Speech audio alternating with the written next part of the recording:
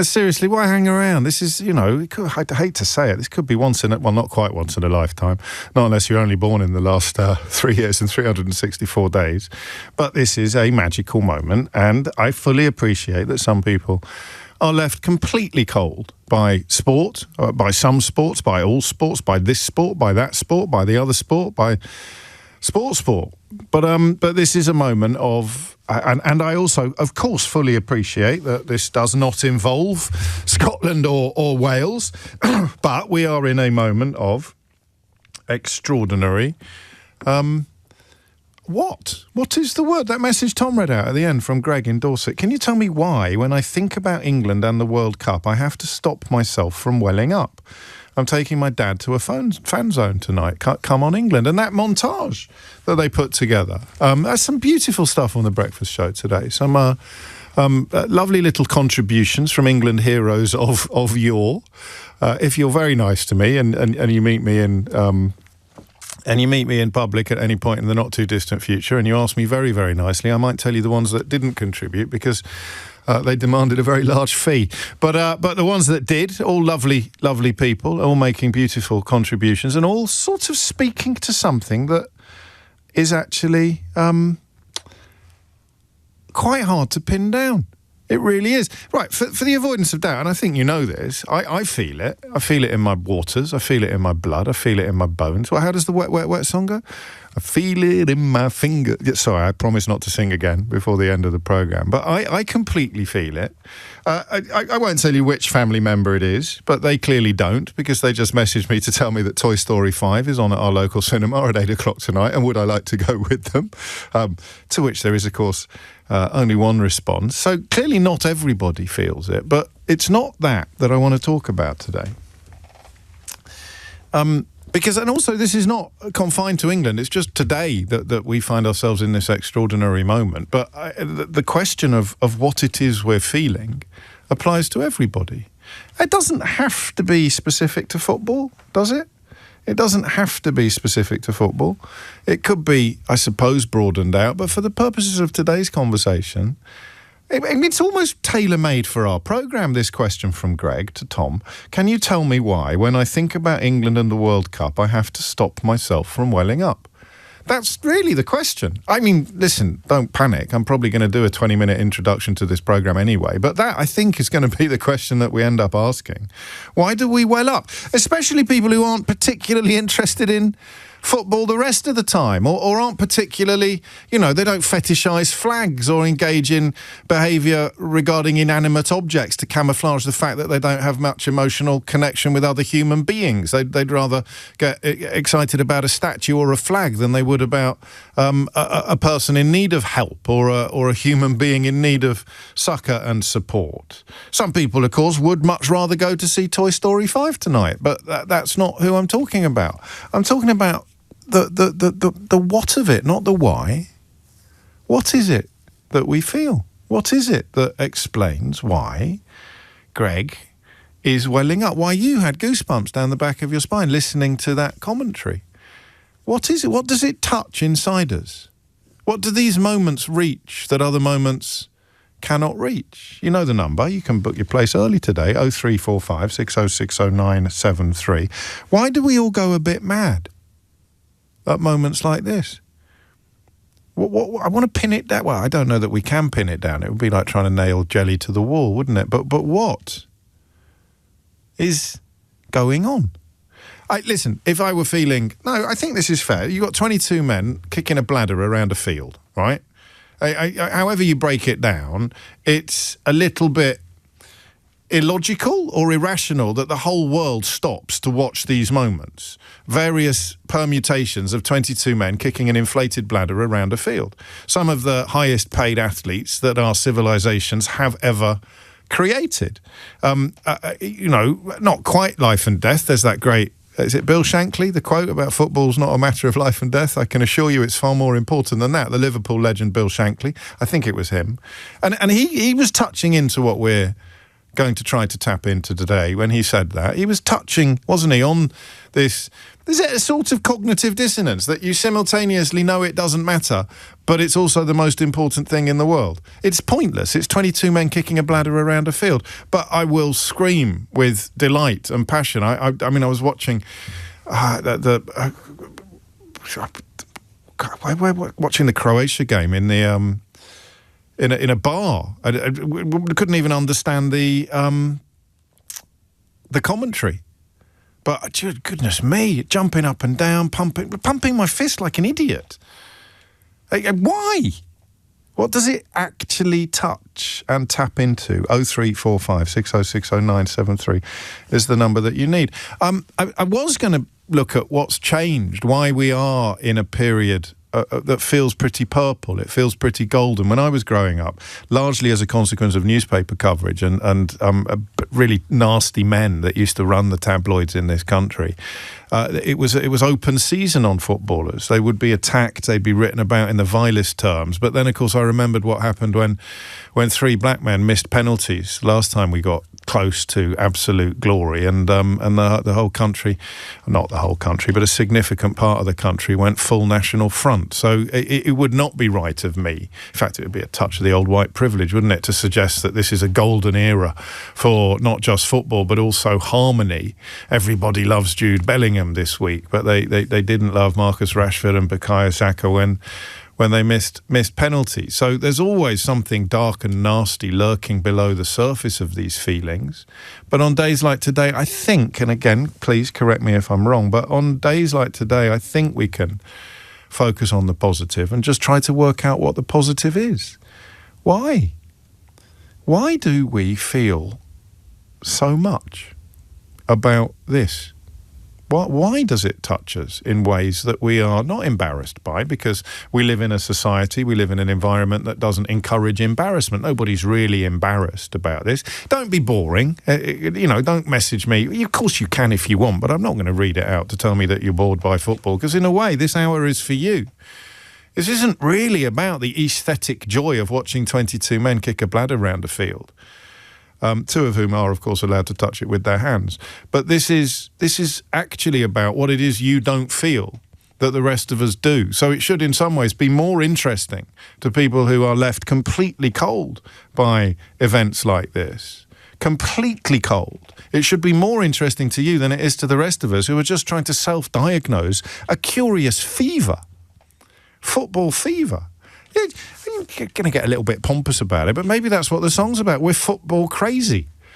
We're football crazy. We're football mad. It's a kind of admission that this makes no sense. This makes no sense. You know, you've got a family member who you hate. Chances are, if we score a goal tonight, you're going to start hugging them. You're going to start dancing around the sitting room like you're auditioning for Strictly Come Dancing. And yet, by tea time tomorrow, you're probably back to... battle stations. What is it? What is actually going on? Insiders and outsiders, between us and within us. What is actually going on? Hey, you struggle probably to think of a subject upon which, for example, every single LBC presenter would be close to united.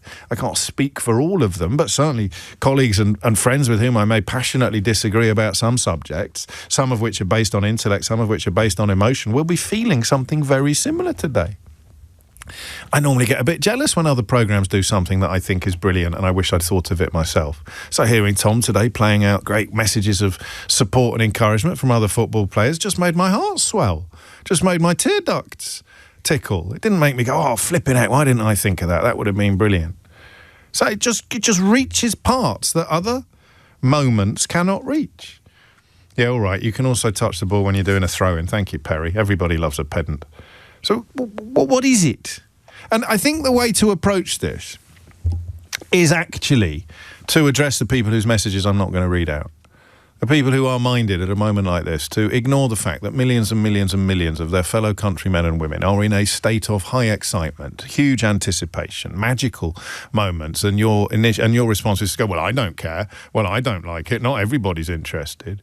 Address them. Tell them what they are missing. Not in terms of watching the flight of a perfectly struck free kick, David Beckham, Greece, probably. Not in terms of watching an incredible save, Gordon Banks, Pele. Not in terms of these sort of measurable and tangible achievements, but in terms of the intangible. The illogical, I think, because it doesn't make that. No one ever really feels like this about the darts or the snooker. Football just goes to places. There's a reason why that song, there's a reason why Frank Skinner and David Baddiel never have to work again. There's a reason why these things touch us, and I don't know what that reason is. And of course, it's not peculiar to this country, which makes it even more interesting. It's not peculiar to Anglo-Saxon culture. It's not peculiar to Northern Europe. Far from it. We're playing the defending champions tonight. Well, what is it? And they will arguably go even more potty than we will in Argentina. Why? So you break it down into what is actually going on and you put it in. I mean, it's one of those reasons why I'm not convinced that AI is going to take over the world, because AI can never feel what you're feeling now about the prospect of tonight's game. AI can never actually articulate what you are going to try to articulate in a moment when you dial 0345 6060 973. What is going on? Why does it engender such extraordinary responses in all of us, including people who don't do it for the rest of the year? These moments, these moments, these singular moments. That's a great phrase. What is happening in these singular moments? So, to be clear, I'm not talking about how I felt when Kidderminster Harriers got promoted at the end of last season. I'm not talking about how I felt when Kidderminster Harriers almost beat West Ham in the FA Cup. I'm not talking about that feeling. That's tribal. That is tribal and a little bit esoteric. That's club-based. And you can find yourself hurling abuse at some poor soul from Hereford because he happens to be supporting the team that is the sworn enemy of the team that you support. That's not what happens on nights like tonight. Somehow it's different. It's not the same as supporting your club.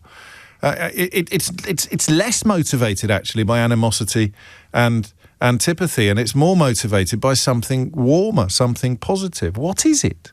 Why do we feel what we feel at moments like this, as the England football team prepares to go up against Argentina in the semi-final of the World Cup, with us probably closer to lifting the silverware than we have been at any point since 1966?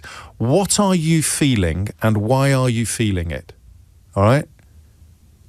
And if you need a nudge, imagine you're addressing someone who thinks it's all a load of old nonsense. Because these people exist. They're decent people. They're nice people. I hope they don't waste 10 minutes texting me. But what would you say? What are they not feeling?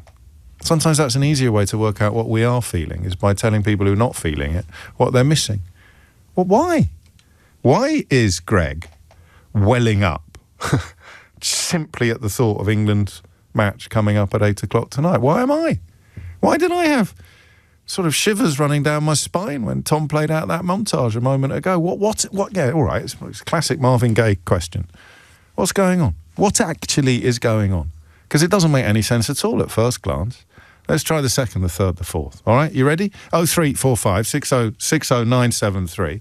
What are you feeling in this moment? And why? James O'Brien on LBC. Just come here a minute, all right? Because I need your help with something. Don't let me be a bully today, because I don't think we're going to get close to an answer to this question. I think it is, like I said, it's like trying to herd cats or nail jelly to a wall. What the hell are we feeling as we prepare for tonight's game in the World Cup? And don't bore me with messages about how you're not feeling it, or you're Welsh or you're Scottish, because you either know what I'm talking about or you don't, whether you're currently feeling it in this moment or not. I want the people who are feeling it to explain it to the people who aren't, but I don't think we're going to be able to, so don't let me be a bully. Don't let me get impatient with people who can't do it, because I can't do it either. You may have heard this happen before on the programme. That's not what I'm asking. Give me the money. Show me the money, Jerry. But if I can't do it, I can hardly get cross with you for not doing it. But so just keep an eye on me, will you? Just let me know. Drop me a little note. 84850. James, you're bullying people for not being able to do what you can't do yourself. What is it? Tell me. Put it in a sentence. Put it in a paragraph. Put it in the Louvre. Steve's in Rye. Steve, what made you pick up the phone? As I was just saying to your producer, back in January, I was diagnosed with bowel cancer. Oh, mate. And no, that's all gone. That's all gone well. Oh, good. And I didn't phone up to bring down the mood. You can if you want. No, I really don't want to. But they now think it may have spread to my lungs, so I'm waiting to hear on that. But I've spent... with great love, Steve. The old not bringing down the mood thing hasn't worked out No. I just want to make you smile. That's all I'm trying to do. That's all I'm trying to do. Don't worry about that. I have no trouble smiling, especially at the moment. Good man. But this particular World Cup, I'm 62, so I don't remember 66. No, well, you wouldn't, would you? That's maths, that is. I've spent my whole life dreaming of England winning the World Cup. So mine, your producer asked me if it was hope. For me, it goes beyond hope, because this could well be my last chance to see England win the World Cup. So it's a mixture of hope and desperation, because if England win the World Cup, it doesn't matter what they throw at me. I'm totally happy. That's a beautiful distillation of what I'm trying to describe. But it's not describing it, is it? Why? Why would it make you so happy that you can forget about a cancer diagnosis, potentially? Because if England win the World Cup, the euphoria will just be unbelievable. I mean, every endorphin in my body will be working overtime. But why? I'm not bullying you. Don't send me any messages to say I've already started bullying people, but I am going to be like a 6-year-old boy today going, but why, Steve? Why? Because it's that dream, isn't it? It's something you never, ever thought you would see. And now it's in touching distance. It's a bit like buying a lottery ticket and desperately hoping you're going to win it. It's not, though, is it? Because I can sit here and work out exactly what I'm going to do with 10 million quid, or 5 million quid if I'm lucky enough to bump into a cryptocurrency billionaire who's based in Thailand and is in the business of chucking secret £5 million gifts to people anytime. So I know what I'd do. I know how that would change my life. So it's not the same at all. This is, in one sense, meaningless, and in one sense, so profoundly meaningful that it's going to transport you to a place where you forget about potentially hideous news. Why? Why, Steve? Because I've spent my whole life dreaming that I can't just keep saying why. Because it's just... I'm a Barnet fan, so my football highs... Why, Steve? Why? Well, yeah. And I've asked myself that question many times. And but next week I don't know, I might support City. But my footballing highs have been winning the conference. Yeah. I mean, you're a Kidderminster fan. Yeah. Everything's relative. But if England win the World Cup, it's just going to be... It's magical, isn't it? The whole country will just... It'd be like every Christmas you've ever had rolled into one. The whole country will be happy. You're a poet. You're a poet, but you're not a philosopher.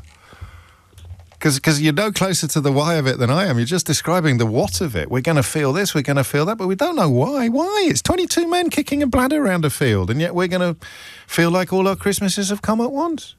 Because we never thought it could happen. Well, there's lots of things I never thought would happen.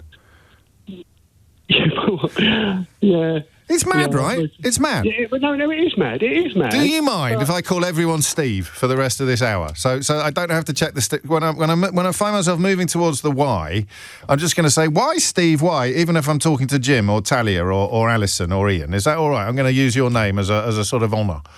Yeah, because you'll sound like my wife. Why, Steve? Why? I mean, yes, everything you've said is true. But the person listening to this who literally feels nothing about football in general and about the current scenario in particular, you and me, Steve, we've given them nothing in the course of this conversation, have we? Well, does it come back to the hope? The hope. Everyone understands hope. It's not the hope.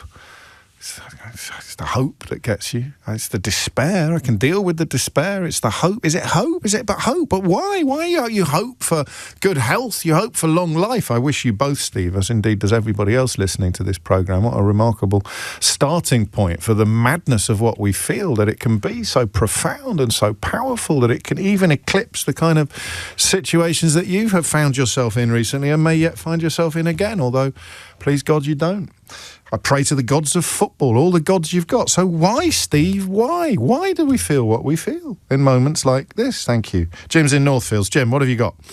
I thought you were going to call me Steve. I will. When I get to the why, I'll call you Steve, but I'll introduce you politely. Otherwise, it would be weird. It'd be like one of those gentlemen's club where the toffs call everybody John because they can't be bothered to find out their real names. We'll go with Steve or John or Jim, no problem. Carry on, Jim. Look, I used to, I absolutely love football now. I never did. When I was a kid, I never understood it at all. I got bullied a hell of a lot at school and had a pretty, it's all good. Loads of people do. But I had a nasty time. But when I got a bit older, sort of closer to late teens, I started getting friends and I started just ignoring bullies and life became better. And part of that was watching international football when people were all into these tournaments, the World Cup and the Euros. I sort of got it and I was invited to things. What did you get? Okay, so it's when I got invited to things, when there was a big match on, I'd go and watch the match with everyone and go, oh my God, this is unbelievable. I'm part of something now. And it's one of the first times I felt like that. So I had it was this togetherness and it was amazing because I'd never had it. Oh, and we used to watch these matches and anything happened. Like, goals scored. And you've done me. The euphoria. You've done me. It was amazing. And I think now, like, I love football. And then I got into club football. Yeah. And I absolutely love it. And these games, these tournaments, do something to me. Because I think subconsciously, it's a reminder of that feeling. And it's an amazing thing. Like the last game, there were a whole bunch of us together at a friend's house. I mean, I'm a dad now. I'm an old man. Aren't we all, mate? Aren't we all? Sitting in a friend's garden watching the game, and there were 30 of us, and the kids were all there. And as soon as a goal scored, it's belting. It's just the best feeling. And I think, because I try to analyse this, I wonder exactly the same thing. Like, what is it? Why do I feel like that? Why, Steve? Why? Why, Steve? Why, Steve? There you go. I think it's subconscious. I think it takes me back to that and going, this is like. It was just, back in the day, it was the first. But if you were watching it on your own tonight, you would still feel an awful lot of what you're describing. You make a really good point. I would. I probably wouldn't. All right, there's times I watch, I'm afraid, Leeds United. But I'm talking about tonight. I'm not talking about the other times, where it is a sort of collective endeavour, and you turn to whoever you're standing next to and jump up and down while hugging them. But tonight, I was sitting in a bar in the Peloponnese with a family that was not massively engaged with it, although indulging me, and commentary was in Greek. There was only one other English family there, but they were sitting quite far away, and the first goal goes in, and I am jumping up and down. So it's not those moments are not collective endeavours, collective experiences. No, I get that, and I do feel it. But I guess it's like watching a comedy on your own, isn't it? Where you find something hilarious, but you won't laugh out loud. Yeah, but you laugh differently, don't you, when you're in cut? You're absolutely right, and you set each other off a bit. So there is definitely something very communal about it, and maybe massively. Even if people are not in the same room with you, you're kicking into that communal feeling anyway, aren't you? Because it's reminding you of the first time in your life that you felt you belonged somewhere. Yeah, for sure. Absolutely, for sure. To me, I think it's the only way I can explain it. But I get the question completely because I do think about it a lot. Think, why are we all? Yeah. Why, Steve? Why? Everyone's got their different reasons. Yeah, I like yours. I love yours, but it's broad. I mean, it speaks to the football as opposed to this moment. It's an exaggeration, an embellishment, an enlargement of this moment. But it speaks to your love for the football. Why? I mean, there are plenty of people who never watch football at all, who are completely caught up in this moment. In fact, I'm getting quite a few messages from their husbands at the moment. People who never really follow the football, who don't have a club, who don't really care about it, don't even care about England in other tournaments. But this somehow reaches parts that other moments cannot reach. And why, Steve? Why? Thank you, Jim.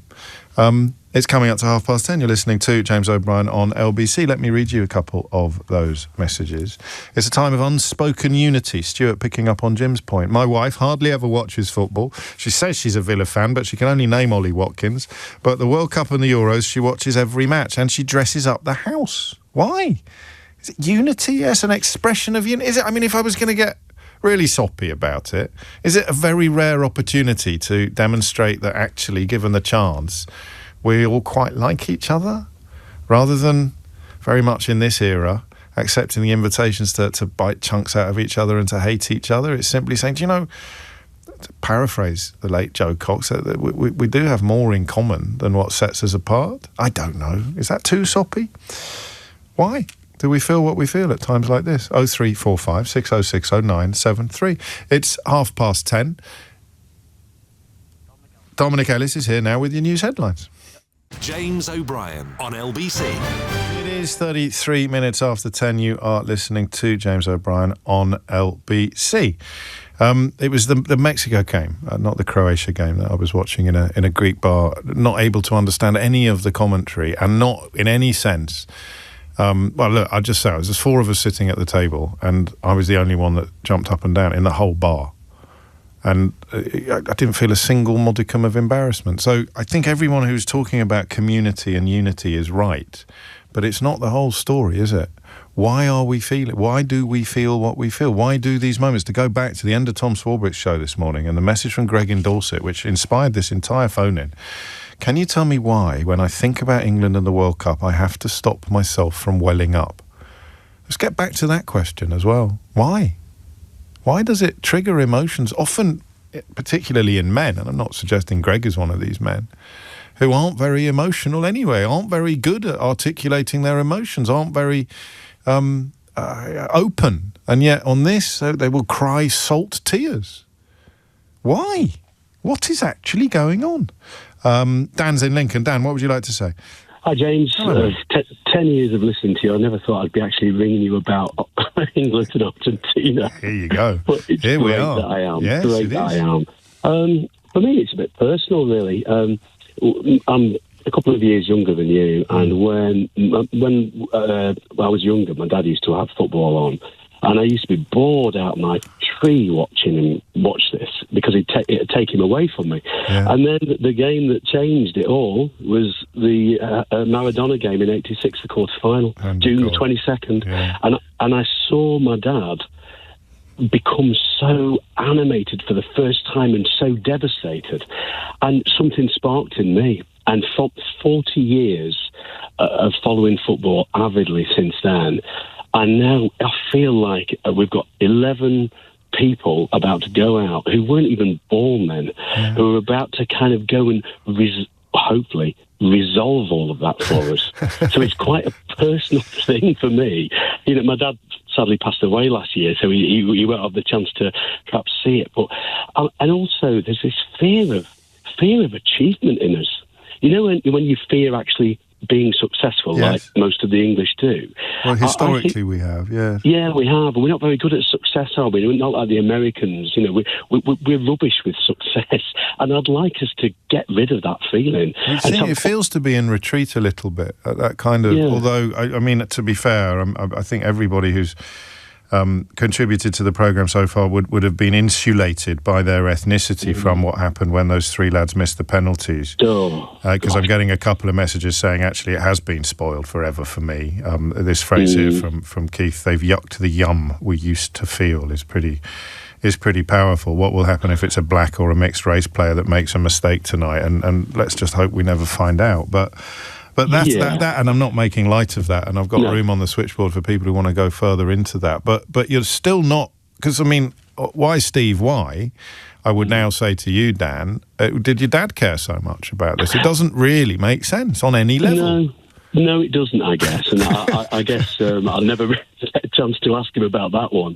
But I just saw the animation in him. I saw this thing come through him where he's quite a placid guy. Yeah. But, you know, and when Maradona handled the ball in, and he was furious, and then 2 minutes later Maradona scored the greatest goal that's ever been scored. It was just insane, wasn't it? And I recall him being open-mouthed as if to say, "Oh."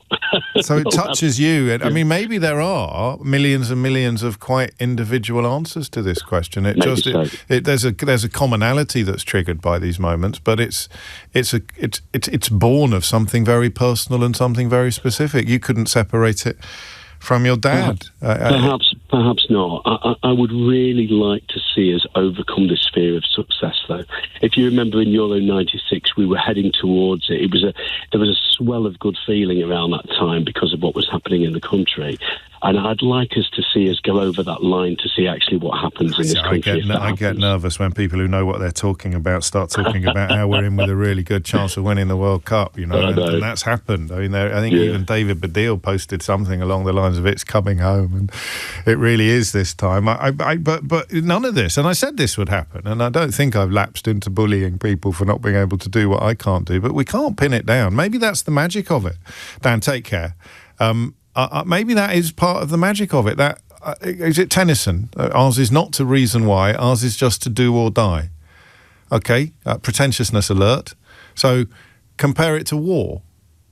Why on earth did we send our sons to die in the First World War over what was essentially a squabble between cousins, between various grandsons of Queen Victoria?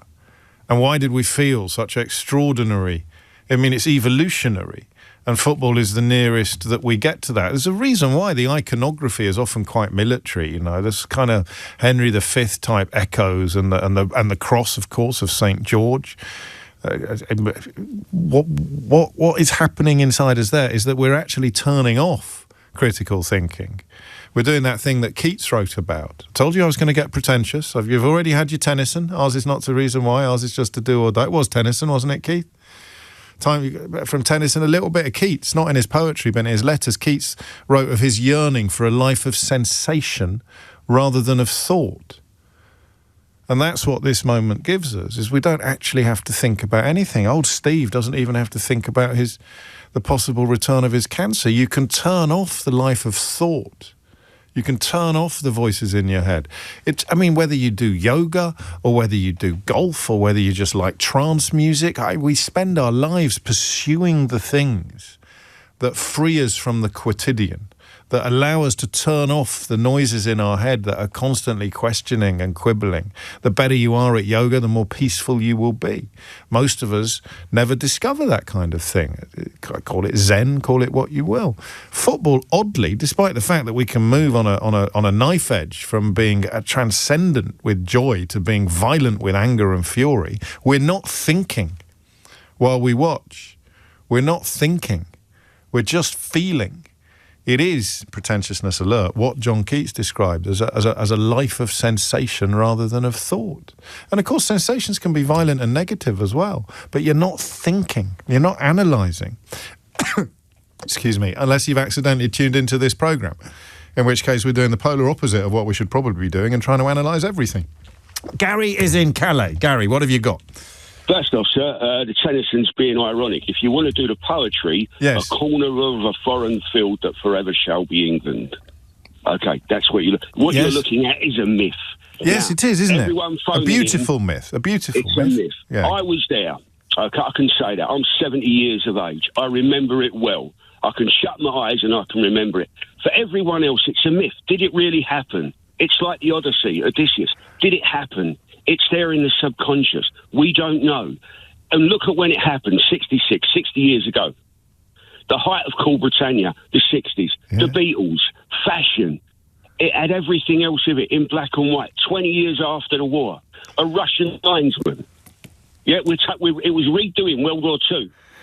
Good Lord, yes, this is, you phoned the wrong show. You phoned the LBC mid-morning show in 1966. You've got the lines, James. They think it's all over. The crowd are on the pitch. It is now. And we're all looking back to that, James. You've had 40 years of pain, or 60 years now, of mate. Never being 30 there. when they wrote the song.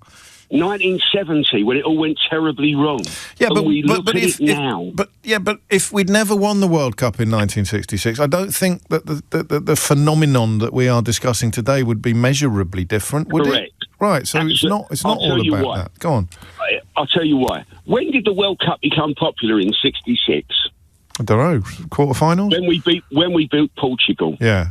In the semis, that was probably the best game of the whole tournament. We built. There was the Matt Ramsey's comments about their animals at Argentina that Sunday. Up to then, the biggest thing we knew was Pickles the dog had found the Jules remake up and World Cup winning. Yeah, that then kicked it off. You got the Portugal game, you got the Argentinian game. Who we playing? We're playing Germany, and that's what dragged everybody in. And I knew guys that were at that match. And I said, were you there? What was it like? I knew another guy who sold his 10 shilling ticket for £5 and thought he got a better deal. Oh, boy. But what are we getting? Because for people who don't know, Gary is a military expert who leads military tours in history tours in Normandy and elsewhere. And I just made a parallel with some of the things that war engenders. But what are we getting? What are we feeling? What is? I mean, imagine the mythical listener who doesn't care, doesn't feel any of the things you're describing. But what do you tell them? How do you articulate to them what it is that everybody else is going a little bit mad about at the moment? Hope. You're given hope.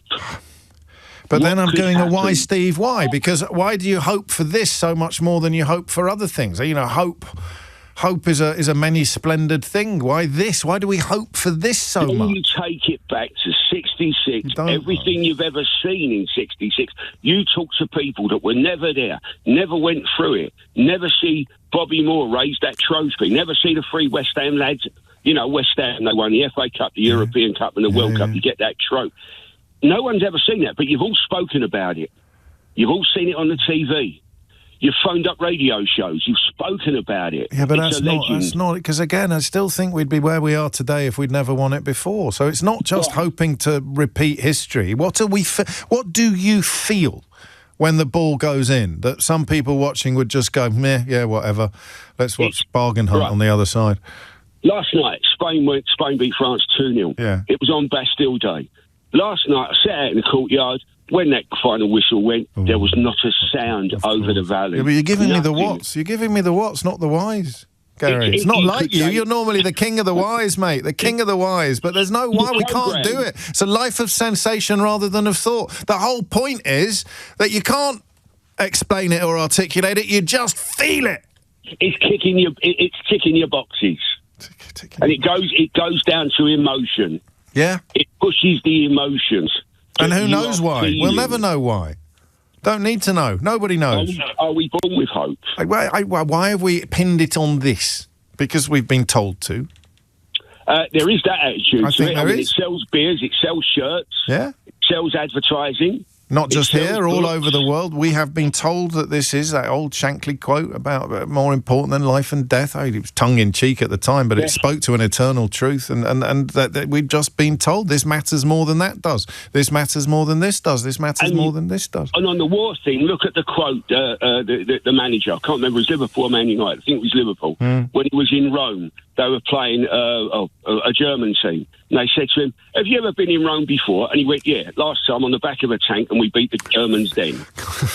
Right? So it's all back to that thing again, isn't it? It's the national pride. I mean, you're tapping into something similar. But and of course, Argentina has its echoes, its military relevances, which some people have tried to resurrect. Happily, not us. But it does feel a little bit like that. And I suppose you would never be able, and Gary knows a lot more about this than I do, you'd never be able to convince people to lay down their lives for king and country unless they felt this thing inside that was worth laying down your life for. And it is possibly very similar, albeit much less serious, than the thing that you feel when you cheer on your football team. A pointless exercise, and yet one of the most powerful emotional experiences we'll ever have. Gary, stay safe. I got my Tennyson wrong. Apologies. Keith, you normally pick me up when I get my classic poetry incorrect. It's not theirs is not to reason why. Theirs not to make reply.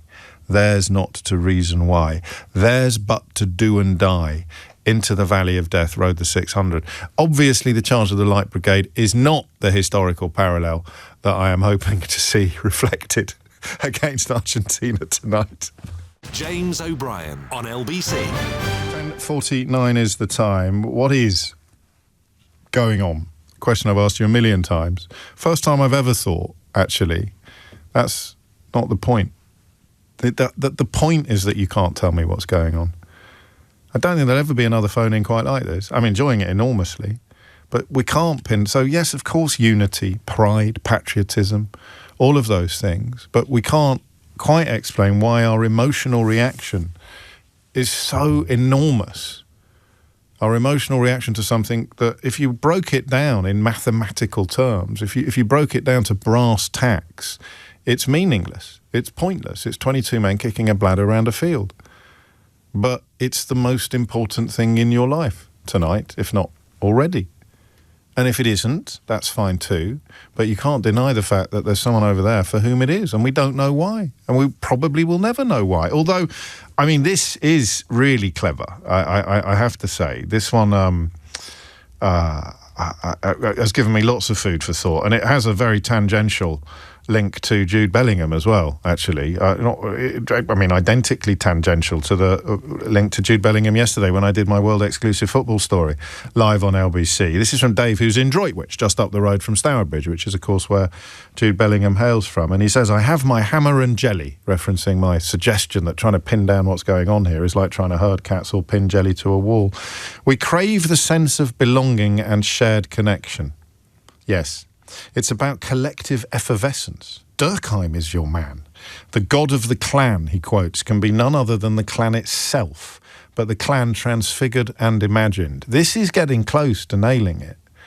Even when you're on your own, Durkheim would write, the individual soul is open to the action of all the forces surrounding it. So even if you're watching on your own, you are in the clan.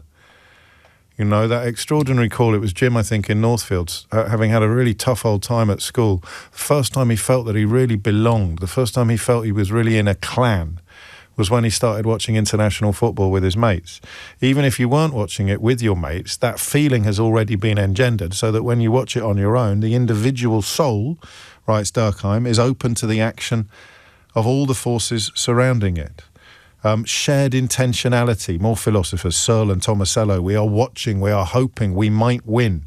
And that capacity is one of the foundations of human cooperation. All right, in layman's terms, when England plays in a World Cup semi-final, the object of emotion isn't merely 11 footballers. The match becomes a symbol through which millions of people experience themselves as part of a larger social whole. With a W, larger social whole. But that's what we've been groping towards this, right? This hour. What are we feeling? We're feeling part of something huge. We don't really need to go any further than that. And the better we do, the better we feel. This idea, Dave tells us, has become hugely influential. Many researchers would see a World Cup, a coronation, a mass concert, a political demonstration, even for clapping for carers during the pandemic, as modern examples of collective effervescence. God, I've got some clever listeners. Collective effervescence. So you would also look at ritual and synchronicity. You'd look at emotional contagion, and you'd look at social identity theory. So, says Dave in Droitwich, just down the road from where Jude Bellingham and his brother Job grew up, we do know why. And it is actually all of the things and none of the things that we've already talked about today. Alison is in Kelso. Alison, what would you like to say? Oh, hi. I think everything that I was going to say is probably just about being covered. I think it is really a sort of a unity and tribal thing, even though it's on a whole country scale. And it's like human beings are like emotional because we're humans, so you want to be united with everybody. And I think, in answer to the question of why on this thing, the only answer really is why not? Well, yeah, basically, it's like, you know, I think it's like parts of the elements of the country have been so divided that you really want something good and something to unite that's not divisive.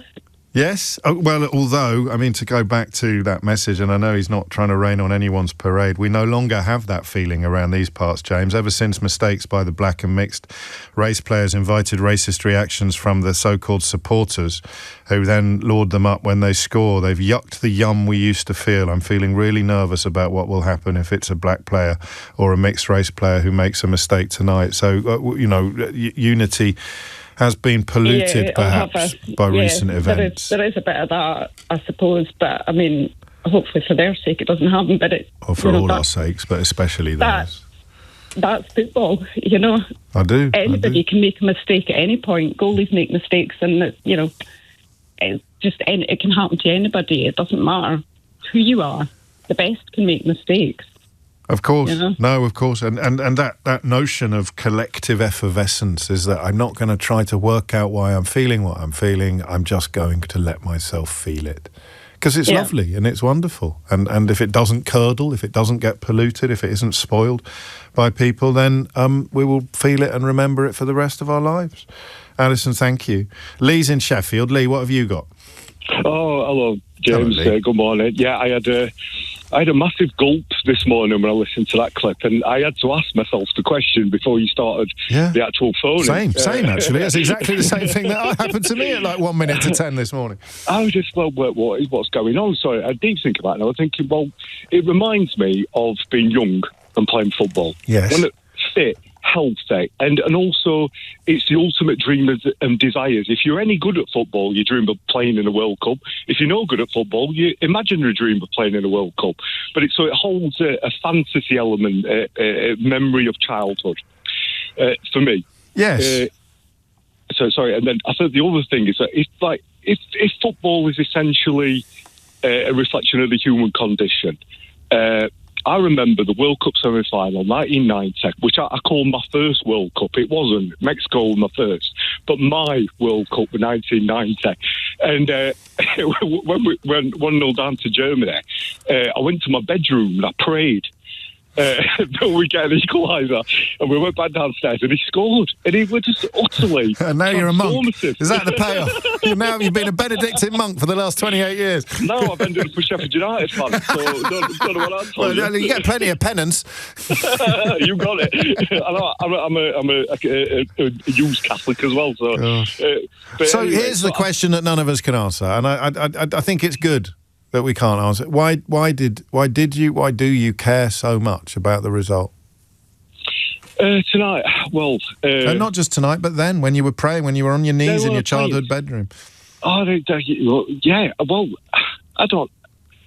You got me again. Well, because I wanted the dream to be true. You know what I mean? But why? Why do you care so much? Why do we care so much? Well, I mean, just for me personally, it's because I loved football so much, and I loved playing football, and they are like an articulation of the best of us, of all little boys and girls' dreams of being a footballer. Yeah. They're like an extended metaphor of what we could be. You know what I mean? Kane, Saka, Bellingham. And I'm going to do it again. I warned you. What? Why, Steve? Why? I know your name is Lee, but you need to be listening. I call earlier with Stephen. Why, Steve? Why? Because everything you're saying is true. Why do we want to grow up to be, in my case, Trevor Francis, actually, to show my age? Francis. Or Peter Shilton, one or the other. But why, Steve? Why? Why do we feel? Well, because I suppose it goes to that. I suppose that if the game, and I don't know, I'm not so worried about talking to people who don't get this, because I think that they've got their own World Cups. Yes, that's true. Of course they do. They'll have the same thing. I hope so. Yeah, I do as well, because I hope they can feel this joy. But if you said it's become the dominant, it's the dominant form of an expression of human condition in the culture. Yeah. Then then that's what we're kind of reflecting. We're reflecting what the highest human ambitions are, I suppose, deep within us, and football is an articulation of that. I think you're onto something. I don't think I actually did a phone-in on it, but last year or earlier this year, I said I'd gone to a classical music concert, which is not historically my bag by any stretch of the imagination. I'm going to see the Streets tomorrow night. I suddenly noticed I had tears running down my face. And I'd never be able to work out why, would I? I'd never be able to put into words why I had tears running down my face in the middle of a classical music recital. So why will I jump up and down in unbridled joy if we go over the line at it's got to be the same thing. That essentially we know that this is what it means to be human, and this is an expression of it, be it football, classical music, great literature, whatever that might be. And we just intuitively know it's important to us. And like I say, it doesn't have to be football, but no, you're right.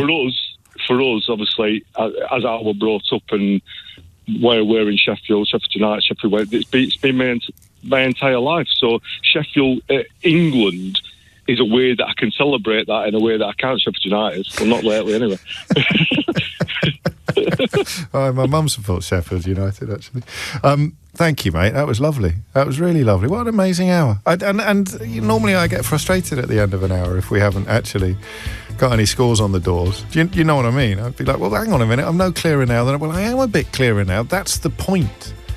We can't put it into... It's not science. There's no formula. There's no objective algorithm popping out the back of our conversation that will allow us next time to just punch in the data and come up with the answer. Why do we care so much? Who knows? But we do. And that's the point. Oh, for a life of sensation rather than of thought. Or the collective endeavour, the collective effervescence, all of those things. It just is. And sometimes it's really, really nice, especially if you've got a brain like mine, not to worry at these knots in the hope that you might one day unravel them. It is 4 minutes after 11 and you are listening to James O'Brien on LBC. This fascinates me. PMQs today, final PMQs of Keir Starmer's premiership, and we will be covering that in exactly the same way that we always cover PMQs. I've also, Peter Gagan, our great mate, Peter Gagan is going to come in with some insights into something I feel that nobody's perfect. I can't be across everything, can I? But I feel that a lot of you have profound concerns about this outfit called Palantir that I haven't properly reflected or articulated on the programme. Luckily, Peter will be in a position to do that a little later in the programme. And we're also going to have a look at a hideous story that involves well, I'll give you some further detail in a moment. I just need to clarify precisely what the legal situation is with regards to whether or not arrests have been made. But it really is an illustration of how we are, oddly, living in a two-tier society at the moment, but not in the way that the various exponents of far-right rhetoric would have you believe. How old are you? How old are you now? Right, you need to enter this game. Obviously, if you're really busy, if you're working in air traffic control, then just keep me on as background. You shouldn't really have me on at all, to be fair, if you're working in air traffic control. But if you can't spare me a little bit of your concentration, then just ignore what follows. But how old are you? And how old will you be when you retire? What will the official retirement age be when you reach it? How many people actually know the answer to that question? And also, how old do you have to be when you start thinking about retirement? Did you, like me, used to think there was something deeply weird about people in their 20s who talked about pensions? Well, I think they're going to have the last laugh, lads, actually. So, I can't afford that. Sorry, I've got to put that aside for my pension. Currently, the state pension age is 66, clickety-click, for men and... Well, no, actually, it says here it's due to rise to 67 between 2026 and 2028. Yeah, so it's currently 66. It's going to rise in the next couple of years to 67. And by... it's going to be at 68 by... I'll get you the year in a minute. I think 2046. It's due to gradually rise to 68 between 2044 and 2046. It makes you realise how old you are, doesn't it? Because I won't be in that category, but you might be. And I'm 54 years old, right? And I would say that in the last 12 months, for the first time in my life, I've actually started thinking about retiring. And that means that if I wasn't married to a woman who's much wiser than I am, I would have made practically no provision whatsoever for my retirement, apart from having equity in a property in my home. That would be my pension. But how is that going to work? Because I'm hoping to be living in the home when I reach retirement age. The days of having a pension taken care of on your behalf by your employer are mostly behind us. I think some people in the public sector are still lucky enough to enjoy that experience, and of course many people in the private sector, rather than wondering why they are denied it, will get cross with the people who've still got it. That's how excess capitalist societies work. But how many times, the best advice I would give to my children is to start thinking about your pensions now, actually. To start thinking about your pensions now. I've got an 18-year-old and a 20-year-old, and I can't remember whether my dad said that to me. I'm 99% certain that he did, because he was always a great one for giving great advice learned from his own mistakes. Why? So, 54, I mean, what I'd like to do is a phone in on whether or not I'm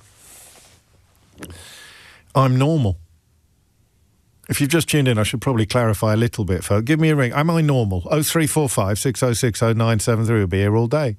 But whether or not most of us actually... Has anyone got numbers? Have we got any numbers on this?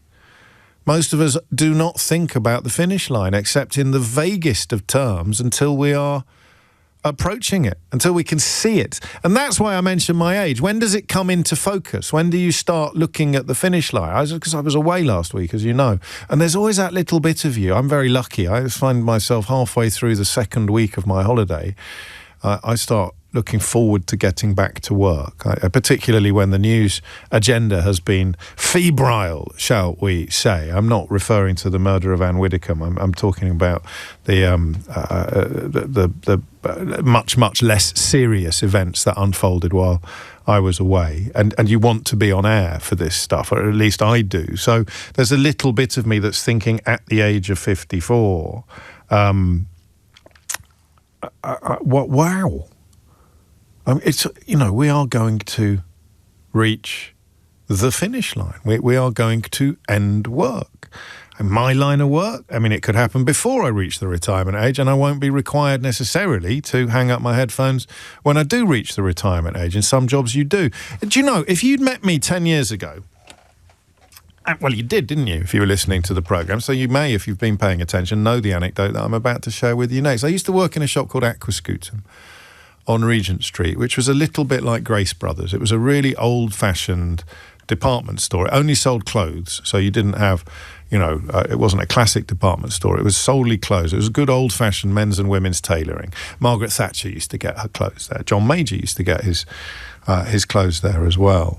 And I always remember walking past I must have been on the upstairs for some reason, doing paperwork or getting some receipts or dropping off some receipts, and I heard a man sobbing. I heard a grown man sobbing in a menswear store. And I think, shamefully, in fact, the door in which the man was sobbing was ajar. And he, I discovered later, was being told that he had to retire.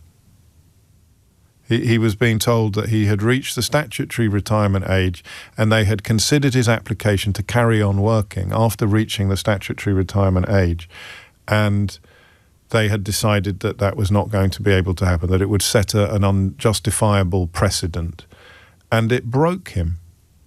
I remember his name, actually. And I was so young and so green and so wet behind the ears that it might as well have been happening on a different planet. Do you know what I mean? It was so inconceivable to me that a lovely man would be brought so low by that experience, by that moment. I suppose if I thought at all about retirement back then, I would have thought about a life of leisure. I would have thought about, going to Nice and getting my trotters up. I would have thought about having a lovely existence of sort of permanent holidays. It would have been a very idealised and unrealistic concept for me, retirement. And it stayed with me for a long time. I haven't thought about him in a while. I have to be honest. I mentioned it to you. I have mentioned it to you a couple of times over the years. Because it's stuck with me. You never know what's going to stay with you, do you? You never know the things that are going to stay with you. But I thought about him a bit on holiday because for the first time ever, I found myself thinking, gosh, I wonder what I'll do. I wonder what they'll let me do here. I don't particularly want to do anything else. Maybe a few more books in me, carry on writing a newspaper column, but I love coming on the radio. Do I scale it down a bit, maybe do a weekend show? Do you think they'd let me take Fridays off? Do I want to knock it on the head entirely? How long can I carry on for? Looking at some of the older presenters on LBC, do I want to be doing it when I'm their age?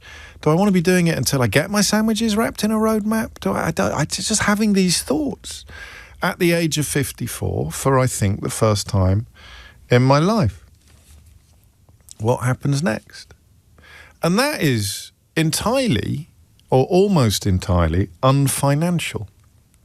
Do you see what I mean? I'm kind of conscious of roughly where we'll be financially if I stop earning what I'm earning now. And you know, touch wood, we'll be more than okay. But that's luck, not judgment on my part. That's because I married a woman who's much wiser than I am, and because I've been lucky enough to earn a fairly, I wouldn't say ridiculous crust, but a very well rewarded last few years of professional endeavour. If it wasn't for that, I don't know what would be going on.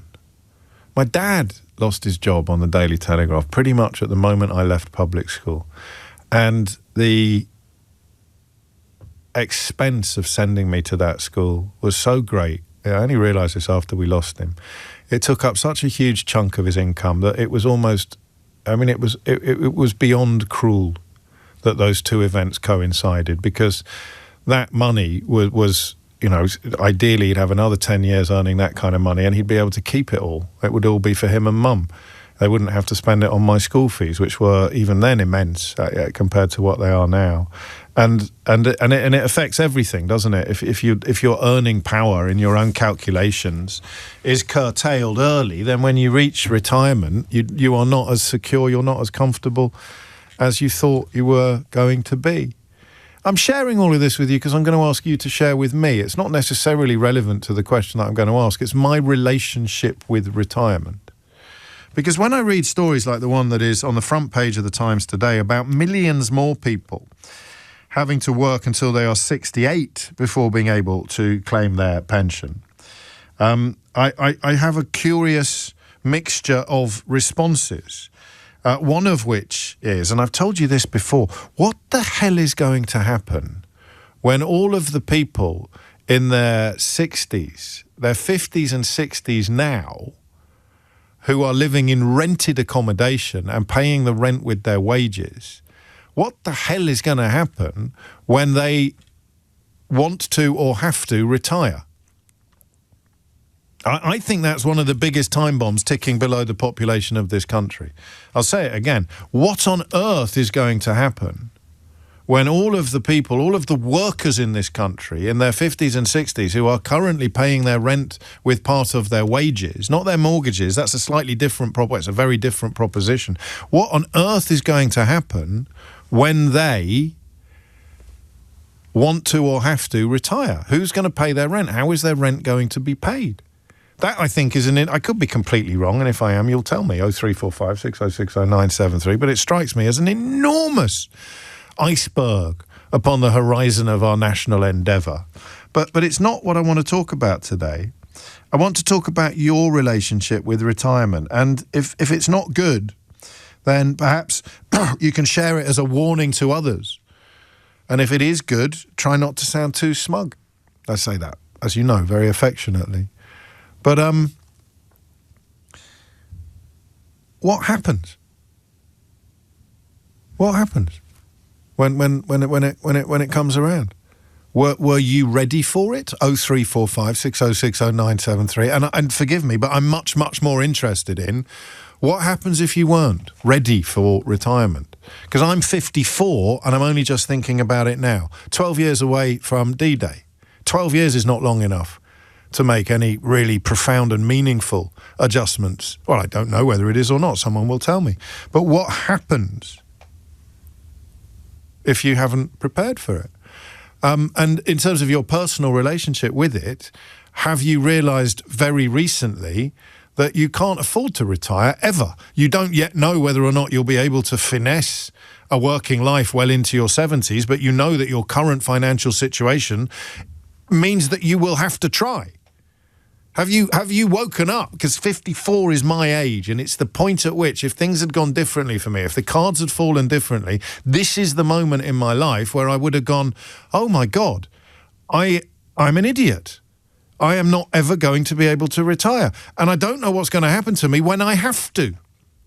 If you're in a kind of job where the state retirement age is like a professional guillotine, that's the day upon which your working life ends, and you haven't prepared for it.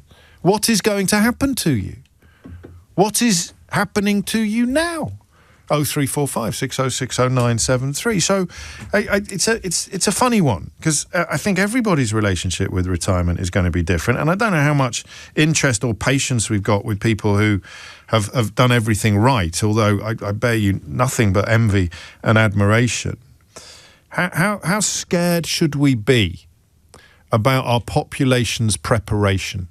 Or preparedness, that's a better word.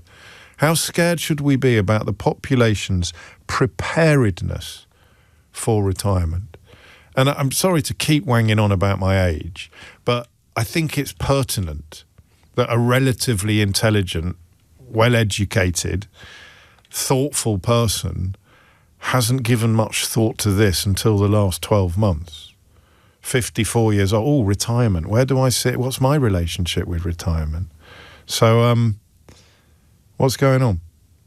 0345 6060 973. And what happens when you realise, this is the thing I think I'm possibly most interested in, what happens when you realise that you can't retire? What are your options? I mean, how have you had to change your life?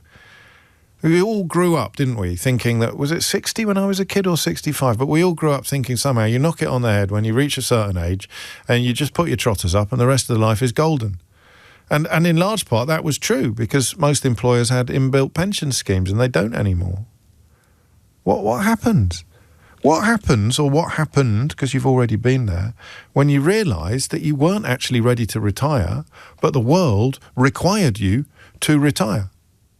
Like that poor bloke who, I don't think, for the record, I should have finished that story, I don't think it was it wasn't the money, because he lived on his own and he was comfortably off, owned his own place in North London, I remember it. Well, he just didn't know what he'd do with his life when he didn't come to work every day. He genuinely didn't know what he'd do with his life. It's that old adage, isn't there, about some of us live to work and some of us work to live. He lived to work, and he was sobbing, real tears, a grown man, a 65, I presume, or thereabouts year-old man, sobbing real tears, because he was not going to be able to come to work anymore. I mean, I can't remember. If I was feeling irresponsible, I'd suggest that he offered to work for nothing because he was so desperate to come in to the shop every day.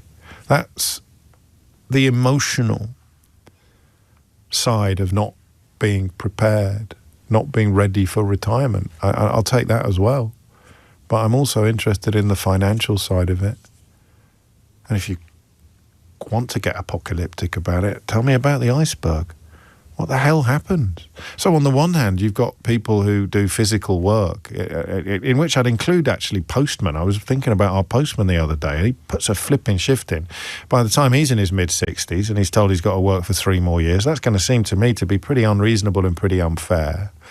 So on the one hand, you've got the people who simply can't continue the job that they're doing for another 3 years. But crucially, you've got the people who, like me, have just spent their entire life thinking that retirement is just the next stage on the conveyor belt, the next box that you tick. It's something that happens to you, and everything's hunky-dory. You've realised, because you're wiser than me, it's not like that at all. What happens if you're not ready, but you have to do it? You're not ready, but it is required of you. It's 11:22. Sorry, that took a bit longer than I thought. But you know what to do next. 0345 6060 973. James O'Brien on LBC. 24 minutes after 11 is the time. Readiness for retirement, and the rather vexed and kind of scary question of what the hell happens if you're not ready but you are required to do it. Monica's in Newbury. Monica, what would you like to say? Oh, hi. Good Hello, to speak Monica. to you, James. It's been a very long time. Too long, Monica, too long. It's been too long. It was the Brexit thing last time. So my husband actually survived. Well, he's surviving the Brexit fallout 10 years later, but it hasn't been easy. And he is still working, and he's still working because we haven't got a choice. He is 76. Oof. And it's, as I said to your researcher, I sort of try and stress to my boys and to any of my younger friends, for God's sake, make sure if you can, get a home, because we had our own home, but things happen in life. Yes. Nothing's straightforward. We lost our home due to a very bad partnership he was in, which involved actually a John Lennon car. And that was in the press at the time, in the early 90s. So the house had been put up as security on a business venture, and it all went south. Yeah, and and it had to go. So the good positive out of that, I went back to university and college, which was my saviour, to tell you the truth. It saved me. And it made me look at things in completely a different way. But I worked in a college then, helping people young people in apprenticeships. But for my husband, I mean, it causes emotional stress. Yes. If he doesn't work, because it's not the retirement, I mean, I try not to get emotional. No, of course. I would have expected. No. Any money that we did get in a lump sum, we've helped the boys where we can, so they can get themselves secure, because I think that's most important. Yeah. And I worked until a couple of years ago, but I had to get medical retirement, because when things go wrong, they really go wrong. They really go wrong. Yeah. And it's not through, when I hear about people, I've got the same sort of things as a lot of other people. I've been very, very active, but then you're diagnosed with fibromyalgia, and then you have osteoarthritis, and now they want to make... Yeah, I mean, I fight it. You do what you can, because I've always been very active. But there are people... nature, can you? You can't fight biology. No. And also, putting up the state pension to 68, one of your colleagues who I often hear, and I turn off because he's got a thing about WASPy women and pensions, but that's what I was. I was a WASPy woman. So you lost out on that. And you work longer and longer, and actually I really like my job, but I couldn't, people say, could you go and get something? I physically couldn't do that all the time. In fact, I've got grandchildren now. I want to spend time with them, and I look after them, and that helps the younger generation to be able to save on childcare. It's a different value. It's a social value, not necessarily an immediately financial one. So is your husband still working? Yeah. And he's 76? He's got his own business. And it's a heavy business. And he has no choice, because are you still renting? Have you got back on the property? No, we tried to, we wanted to, but it's harder than ever now, isn't it? It went higher and higher, and it was so really you're the hard. person I was worried about. I mean, what you can't. He can't ever stop working, because if he does, you can't pay your rent anymore. No. I mean, it's. I mean, we have got some savings, and I have got savings, and that is, but. I mean, until they're run out, then I don't think about it, James. I try and take a day, a month, a week. Well, I think there's countless people in situations like yours. Some will be considerably worse off, some marginally better. James, but this idea of the finish line approaching, James, and it just keeps moving further away. And now it's pretty much disappeared for you or for him. There are people. I love where we live. Yeah. We live in a lovely village. I've got a fabulous community. We've got fabulous friends, and I treasure them above all anything, because from the children being very small and growing up, so much support. But I see other people in other areas that are struggling more because you've than got what the I am. nice environment to live in. Even if the financials are a little bit tricky, then at least you've got a life that you like living. In a sense. Yeah. And forgive me, I mean, you might not know the answer to this question. I don't, for the record. What should you have done differently?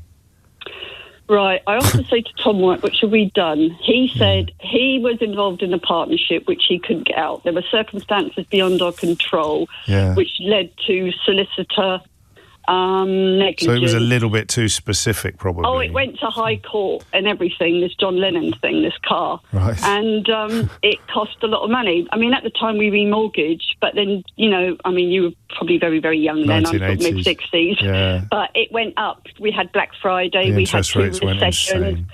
And you think, it's like now you think, we're okay, we're getting on, then you get Trump in power, and then it goes... and the prices go nuts, especially if you're in the automotive business. I suppose the thing is, for the younger generation, and the advice you'll probably give to your grandchildren is get a pension as soon as you can, and whatever you do, keep paying it. Yeah, I mean, my grandchildren are very, very small at the moment. No, don't care, Monica. Phone them now. As soon as you've said goodbye to me, get on the phone to them and say, Nana says get a pension. I know, I do say that, and I put them in touch with people I know in the business, and that say, for God's sake, do something. Try and if you're not paying a mortgage, that is a big thing, but there's a lot of people out there that are. No, well, I think we're frightened of the numbers. I don't know anyone who's done the counting. How many people like you, 60s and 70s, worked all your lives, having to carry on working, not least because you're paying rent, you haven't paid off a mortgage, so if you stop working, you stop being able to pay your rent. I don't know what that is going to look like when it's magnified by, however many thousands, however many hundreds of thousands for the whole of society. And as you remind us brilliantly, Monica, this is actually a problem for everybody, not just a problem for the people who are currently at the sharp end of it. Because for countless other people, it's what the future holds. It's the massive iceberg on the horizon that we are all, and Monica conceded there that she prefers not to think about it. We're all doing that thing again. Don't look up. Don't have a look at the iceberg, because it's too hard to contemplate. 11:30 is the time. Dominic Ellis has your headlines. James O'Brien on LBC. 33 minutes after 11. Have I got that thing that we talked about? The thing you played me yesterday, is that still top secret, or can we reveal that it is now live? Sorry, I should have done this off air. Do you want me to wait? Okay. No, I'm joking. I'm obviously delighted that I'm doing it on air, because it's like real Toto pulls back the curtain, Wizard of Oz. This is where the magic happens. Look at the old bloke pulling all the buttons. Ignore the old man pulling all the buttons. We're going to wait a sec. But it looks as if Mystic Jim could become a thing. In fact, I'm going to make a prediction. Ready? I think we'll have a jingle for Mystic Jim by the end of the week. Let's see if that could be the first jingled Mystic Jim prediction. It's not a proper one, though. My predictions are usually political, and unfortunately, they keep coming true. So the aftermath of Anne Widdecombe's apparent suspected murder, continues, with some of the people responsible for introducing the worst sort of rhetoric and division into British politics, casting themselves now as the victims. There's something that's really important that needs to be recognised, and I don't know who else is going to recognise it. Violent language and vile language is a universal problem. There are plenty of people who would describe themselves as left-wing, who say and write on social media hideous things, and there are plenty of people who describe themselves as right-wing, who say and write on social media hideous things. And what both of those hideous actors try to do is pretend that it's a problem confined to the other side. I suppose it's the centrist position to adopt, to recognise that it happens everywhere. Some of the stuff said online in response to Anne Widdecombe's suspected murder is unforgivable. It's utterly disgusting. But I read one character yesterday trying to claim that sort of unpleasantness is somehow confined to people from the left, which is, if it wasn't such grim territory, it would actually be hilarious. And also, on social media, on Twitter in particular, people have moved almost overnight from claiming that our free speech was under threat to claiming that what they used to call hurty words have suddenly become death threats. It's extraordinary, that, isn't it? The hypocrisy required to follow that particular path is off the actual charts. I've said to you for a while, they're not worried about free speech. They just want to be able to say disgusting things online, up to and including threats of violence. Because something really odd is happening in Farage land.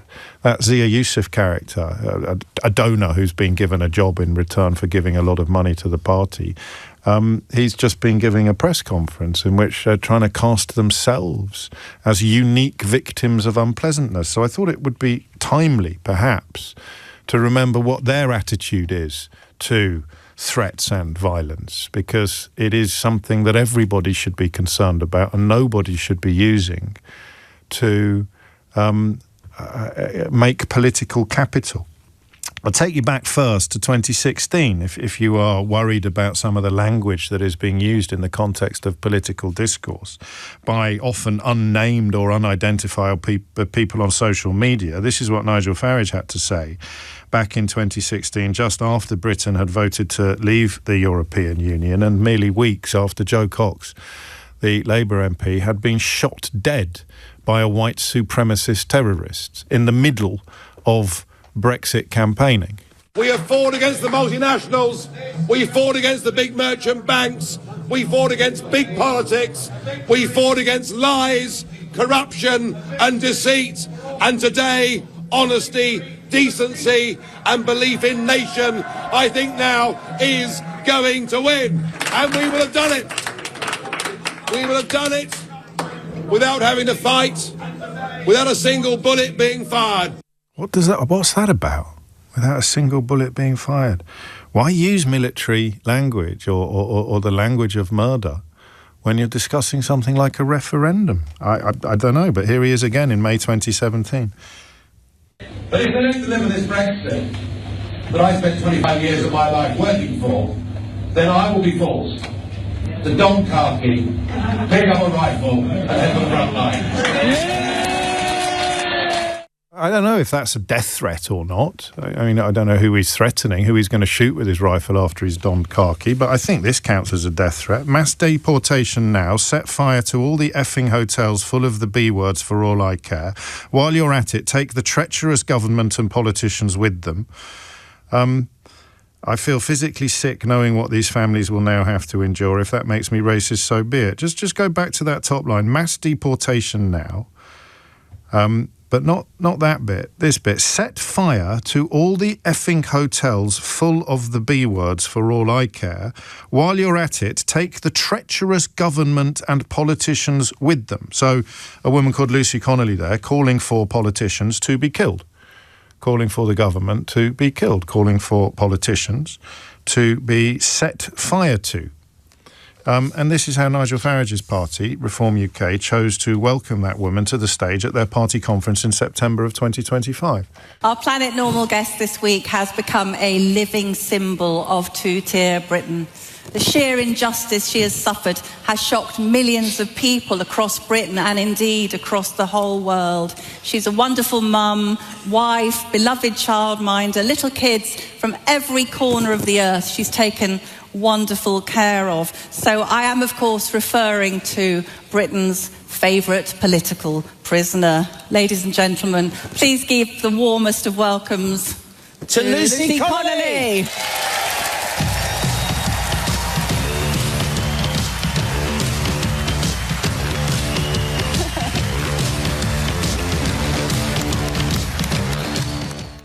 I didn't actually know they had a theme tune. I probably should have warned you. So just to recap on her greatest hits.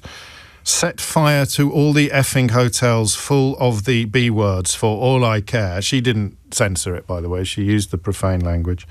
While you're at it, take the treacherous government and politicians with them. So you will, I think, forgive me for suggesting that for people like Nigel Farage and Zia Youssef and Richard Tice to currently be condemning the viciousness of public discourse in this country while they treat that woman like some sort of folk hero is beyond outrageous. It is beyond disgusting. You condemn it all or you condemn none of it. You can't condemn some of it. You can't invite that. Listen to it again, all right? This is the party conference of the people currently claiming that they are passionately opposed to and deeply concerned by the viciousness of language on social media, or even, if you want to translate what they used to call hurty words into actual death threats, then tell me what this is. Set fire to all the effing hotels full of the B words for all I care. While you're at it, take the treacherous government and politicians with them. And now they're clutching their pearls and wringing their hands in public about the coarsening of public discourse. I'm not aware of any of the people who have said vile things about Anne Widdecombe's death being invited onto the stage at other parties' conferences to be given a welcome like this. Our Planet Normal guest this week has become a living symbol of two-tier Britain. The sheer injustice she has suffered has shocked millions of people across Britain and indeed across the whole world. She's a wonderful mum, wife, beloved childminder, little kids from every corner of the earth she's taken wonderful care of. So I am, of course, referring to Britain's favourite political prisoner. Ladies and gentlemen, please give the warmest of welcomes to Lucy Connolly.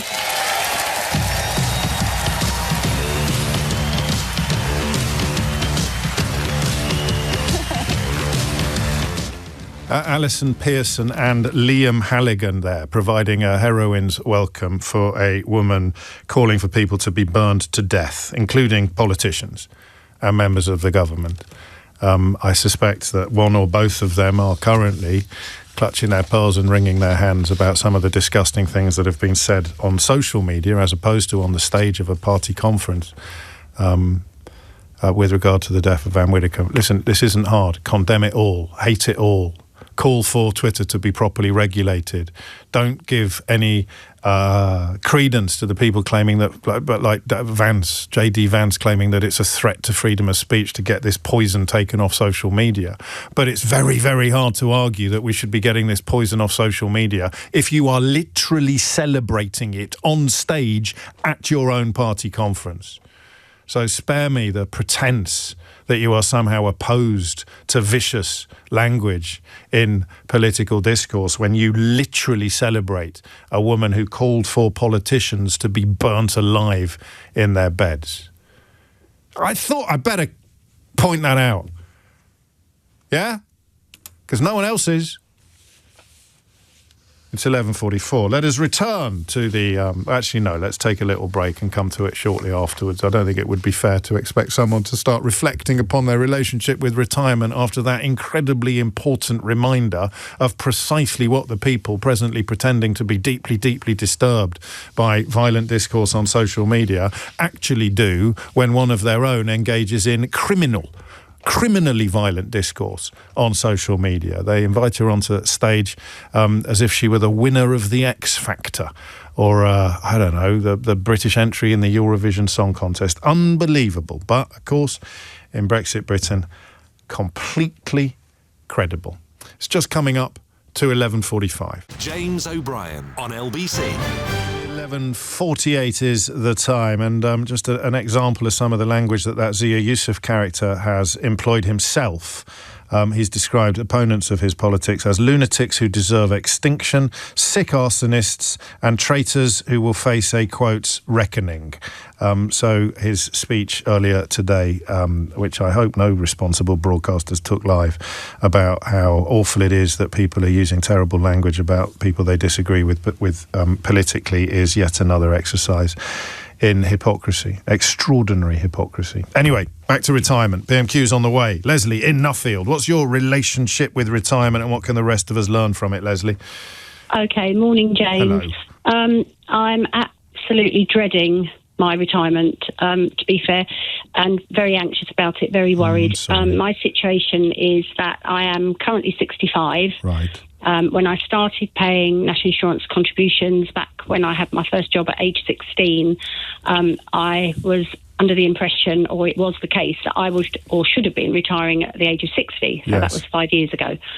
And my current situation is that I will get my state pension at the age of 67, but it won't be anywhere near enough to cover my rental costs and my living costs. Oh, I'm sorry. So I'm looking at having to continue in employment. I'm self-employed, so I can continue to work after the age of 67, but I'm a swimming teacher.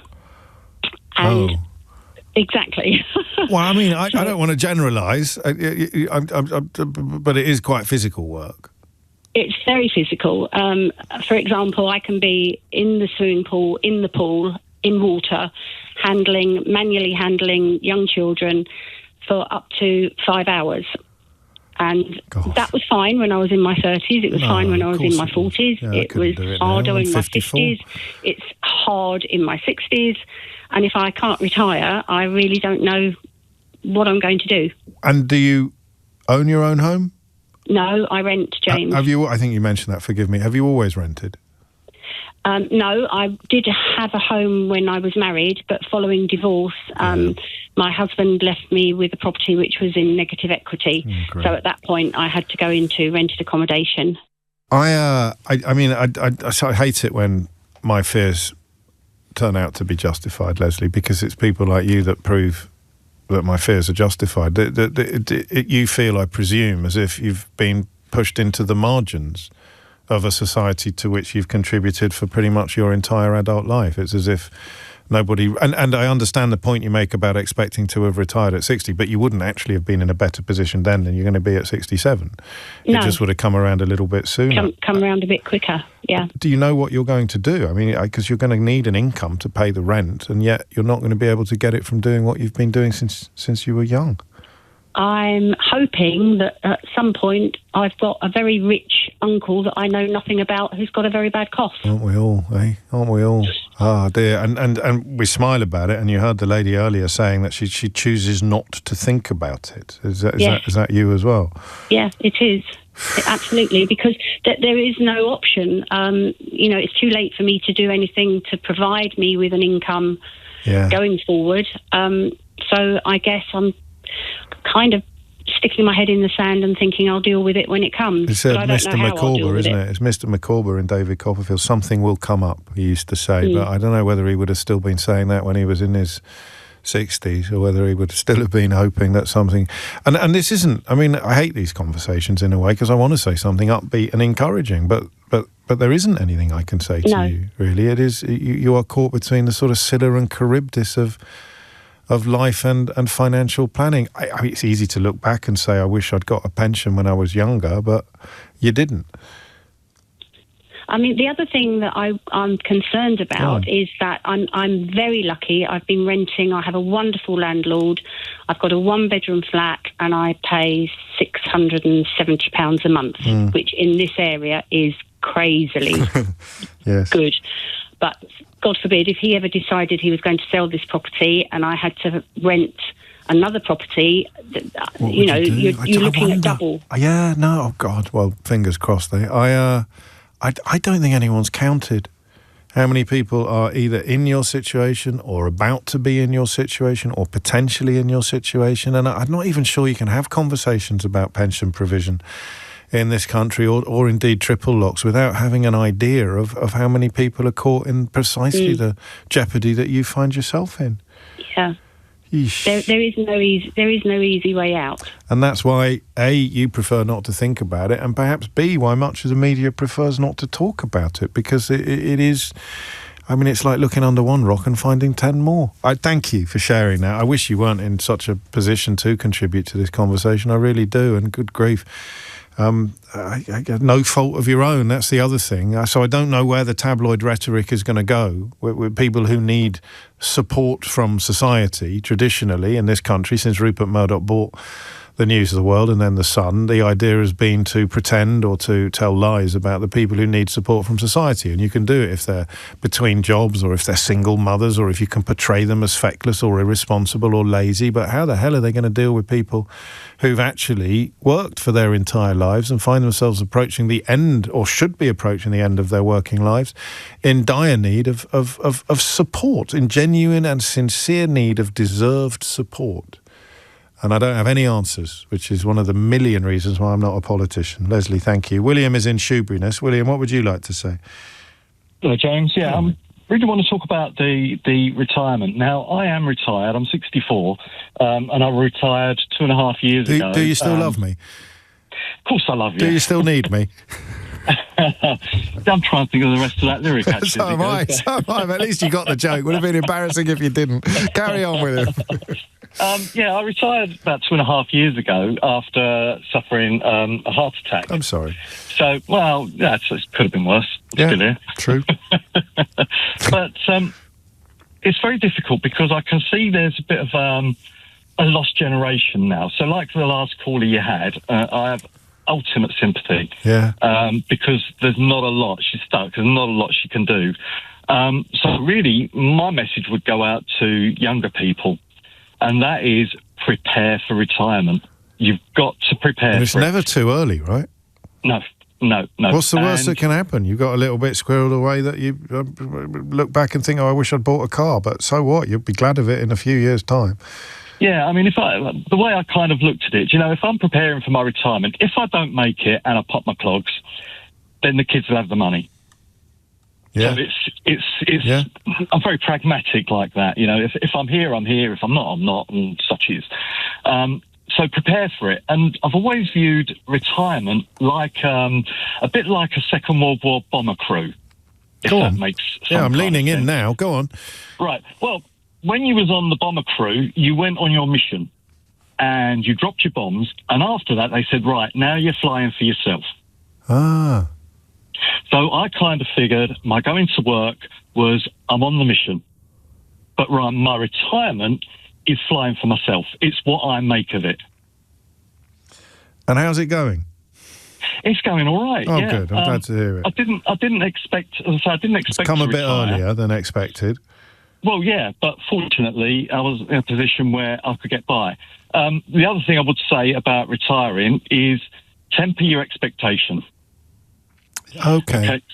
Because, everybody thinks they're going to retire and you'll be having weekends in Rome with your missus and things like that. And unless you've got a lot of money, that's not really going to happen. So find your happiness within the parameters of what is plausible, what is achievable. Yeah, I mean, that's good absolutely. advice at every stage of life, isn't it? But, Yes, it is. but particularly It is. when you can't kid yourself that you can pay for it tomorrow with money that you'll earn next week. Or you can pay for it next week with money that you'll earn tomorrow, because if you're out of the earning curve, then that becomes an even more ridiculous position than it is when you're earning, but not earning enough to pay for the thing that you've just bought tomorrow and plan to pay for now. I like that. Well, you sound like a good... admittedly, as we've both acknowledged, the people who are in less happy situations than you are there through, in large part, no fault of their own. No. But it's important to remember that this isn't the destination for everybody of the relevant age or of the certain age. I wonder how many people in their 40s listening to this now could tell me what age they will be when they reach the state retirement age. I suspect a tiny percentage. I wouldn't be surprised if it was about 10%. I could be completely wrong. I could be sort of tarring you with the brush of my own irresponsibility, but I would not be surprised, because it has changed in the course of your lifetime, and you probably haven't kept up with it. 11:57 is the time. I squeeze you in, Clive, in Canterbury, but I don't have a huge amount of time, and I don't want to miss any of Sir Keir Starmer's final outing as Prime Minister's at Prime Minister's Question. So what made you pick up the phone? Well, that was brief. Clive, are you there? No? That's It's all a right, question, don't worry. James, It's 11:58. of, He do is I- here. Carry on. Yes, hello. I don't think this is going to work. There's some sort of delay on the line, and my apologies, because I know how annoying it is when you think that you've finally made it to air and you discover that you haven't. I'm just looking at the House of Commons as I prepare for Natasha Clark to enter the studio, and Keir Starmer is there holding his paperwork, holding his dossier, not currently sitting down. There's a sort of changing of the guard in approximately 2 minutes' time when the front bench is jiggled. I don't really remember. There's been so many final PMQs in the last few years. It's sort of lost some of its majesty, perhaps, or lost some of its significance, but it is still a moment, very much a moment in the political calendar, and here it is. And there, I notice on the BBC, they're doing the phone in. They're doing precisely the headline there that Eleanor and I decided we'd done enough. What went wrong for Keir Starmer? We may get round to that before the end of the week, or you may feel that we've done it more than enough already. Natasha is here, our political editor. Will it be normal PMQs? I don't want to be rude about Cammy Bader, so let me phrase this question diplomatically. Will she, I've asked you this before in other circumstances, and the evidence that subsequently emerged provided an answer, and that answer was no, but will she be respectful of the moment and the man? I think she probably will use this as her final opportunity to kick the boot into Keir Starmer. I don't think we're going to see some of the niceties that we regularly see with final PMQs. I hope you're wrong. Prime Ministers. I hope I'm wrong too, but I don't think that's her style. I just don't think she wants to do it, and I don't think anyone would really believe her if she did do it. If she got up today and said, actually, Keir Starmer has had some great achievements and we'll be sad to see him go, I don't think anyone will believe her. She's moved so far beyond. I mean, it's the difference between parliamentary conversation and Twitter-based conversation is that the nastiness and the vitriol has been so baked into her performances that to backtrack now and be nice would just look inauthentic and unconvincing. I don't think anyone would believe her. What a shame. And I don't generally, so I don't know if you heard Mel Stride, the Shadow Chancellor, speaking on the Sunday round. He was asked, is there anything from Rachel Reeves that you can say that you think she's done a good job on? And he said, oh no, I'm going to scratch in my head, I can't think of anything, which is disingenuous probably, isn't it? Because let's be honest, everybody will probably look at Rachel Reeves and Keir Starmer's record and you'll be able to pull out positives and negatives. Everybody can do that. But the fact that he was unable to do so makes me think that Kemi Badenoch probably will not take the opportunity to say thank you to Sir Keir Starmer. She'll probably just want to essentially gloat in taking him down, I think, is probably how she would like to Well, we forgot look at that. this. Of course, she'll claim the credit for it. She'll claim the credit. Done by his own party, of course, but she will. I think Farage has already claimed it was all down to him. Badenoch will claim it's all down to her. The only thing missing is the boogie. Exactly. The sunshine, the moonlight, and blame it on the boogie. Maybe so what will she do? What will she go for? What are his most vulnerable spots? Yeah, I think obviously the economic record is mixed and Rachel Reeves has spent the last couple of days trying to defend it. But the two of them, Keir Starmer and Rachel Reeves, so inextricably linked as Chancellor and Prime Minister, and arguably lots, as I was speaking to somebody yesterday who's a serving special advisor who said, so many of the big mistakes that this government have made in the last 2 years lead back to the Treasury, unfortunately.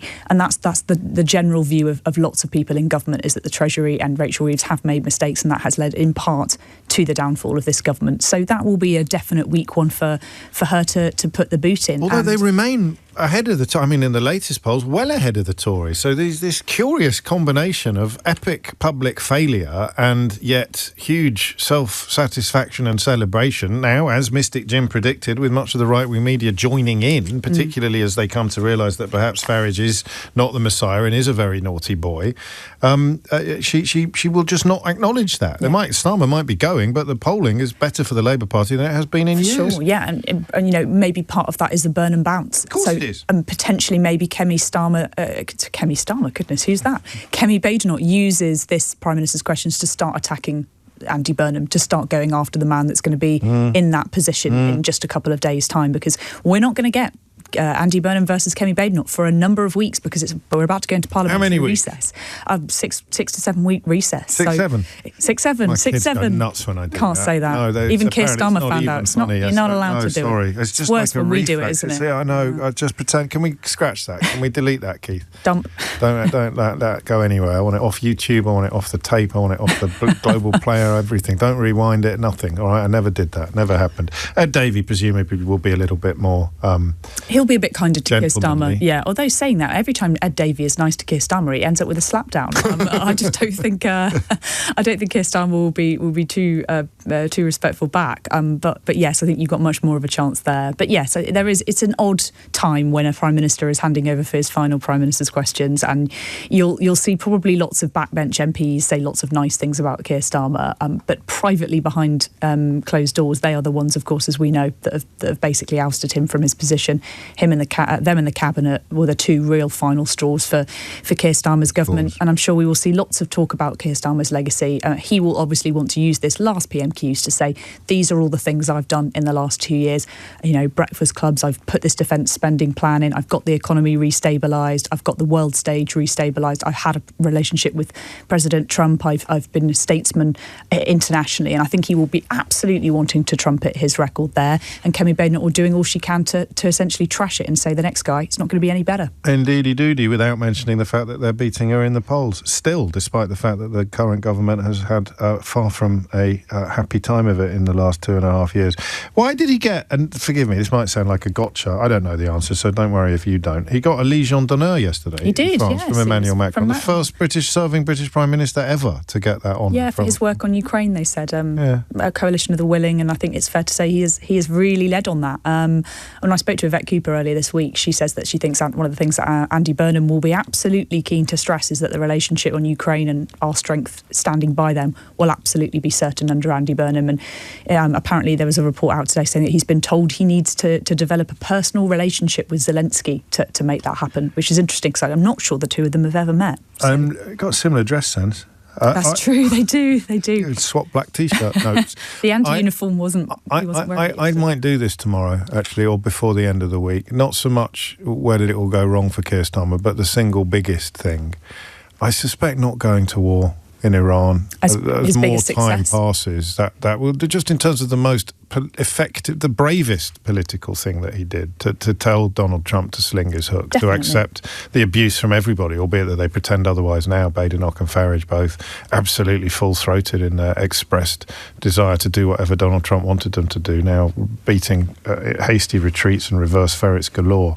He got that absolutely right. Yeah, and I think, critics will say that was the way the wind was blowing in our relationship and Donald Trump's relationship, but I agree with you. I think it's probably one of his strengths. Looks more right every day. Absolutely. OK, here we go. Keir Starmer's last PMQ. Mr. Speaker, can I start by thanking the Prime Minister for the way he responded to the murder of Anne Widdecombe last week. This is the first opportunity I've had on the floor of the House to commemorate her life. A lot has been said about how she died. I want to focus on celebrating the life she lived. She was a woman of high principle, profound beliefs with a wicked sense of humour, a wonderful combination of being a serious person who did not take herself too seriously. She changed her faith from Anglican to Catholic and from the Conservative Party to the Brexit Party, but she always remained part of the Conservative family. You may not always have agreed with her, but Anne Widdecombe was a woman who said what she meant and meant what she said. Hers was an honesty that made our politics better. Her wit and forthrightness sat alongside a deep humanity and decency. She had wonderful turns of phrase. She said, we need less political correctness and more political courage. She said, if we deny our culture, become nothing and everything, that weakens us. And finally, Mr. Speaker, she also said, it is a truth universally unacknowledged at Westminster that there is life after politics. So with that in mind, I turn to this Prime Minister's final questions. And Mr. Speaker, I wanted to make sure that I got the tone right today.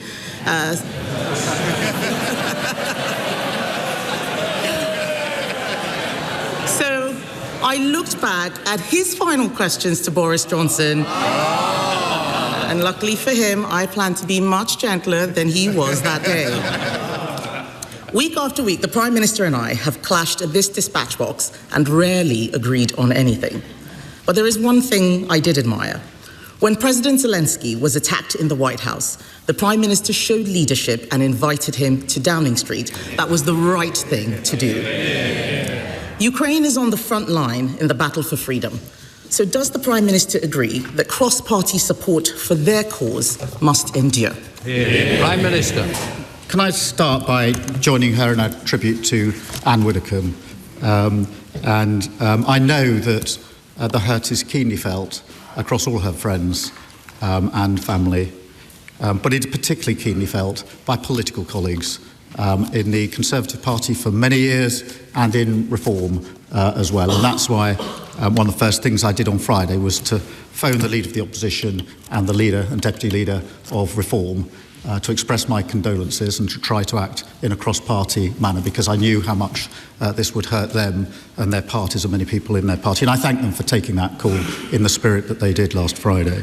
I thank her for her comments about Ukraine. We have stood united on Ukraine in this House. We supported the last government in the approach that they took, and we've taken that approach on. That meeting with President Zelensky, the day after he was evicted from the Oval Office, he left alone. He got a plane. We got him to come to London, and I asked him to come to Downing Street straight away. And I walked out to meet him. I gave him a hug, and then I showed him what was in the street, which was many people who had come thinking that he was visiting Downing Street. And the moment he got out the car and hugged me, they cheered on the top of their voices, the British people, to tell President Zelensky exactly what they thought of him and the way that he had been treated. And that was a really emotional moment, because it was the first human contact he had effectively had outside of his immediate team since he left the Oval Office. I had a meeting with him to tell him that in this country we will stand with him and Ukraine, and I didn't let him leave alone. I walked him out to his car, because we don't let people in Britain walk out of our buildings alone. We escort them out. Can I thank the Prime Minister for that answer? And no doubt he will be disappointed that he won't be emulating his hero, Harold Wilson, in winning multiple elections. However, we all hope that he may be about to emulate him in another way, by being the Prime Minister when England win the World Cup. That is something that every single one of us in this House should get behind, especially the SNP.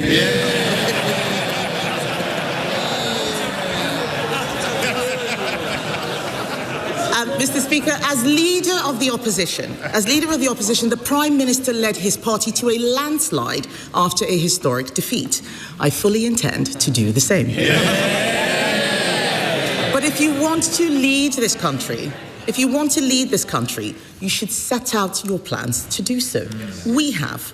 But one politician intends to spend the summer avoiding scrutiny, refusing to set out his plans. So does he not agree that what the country deserves is a televised debate between Nigel Farage and Count Binface?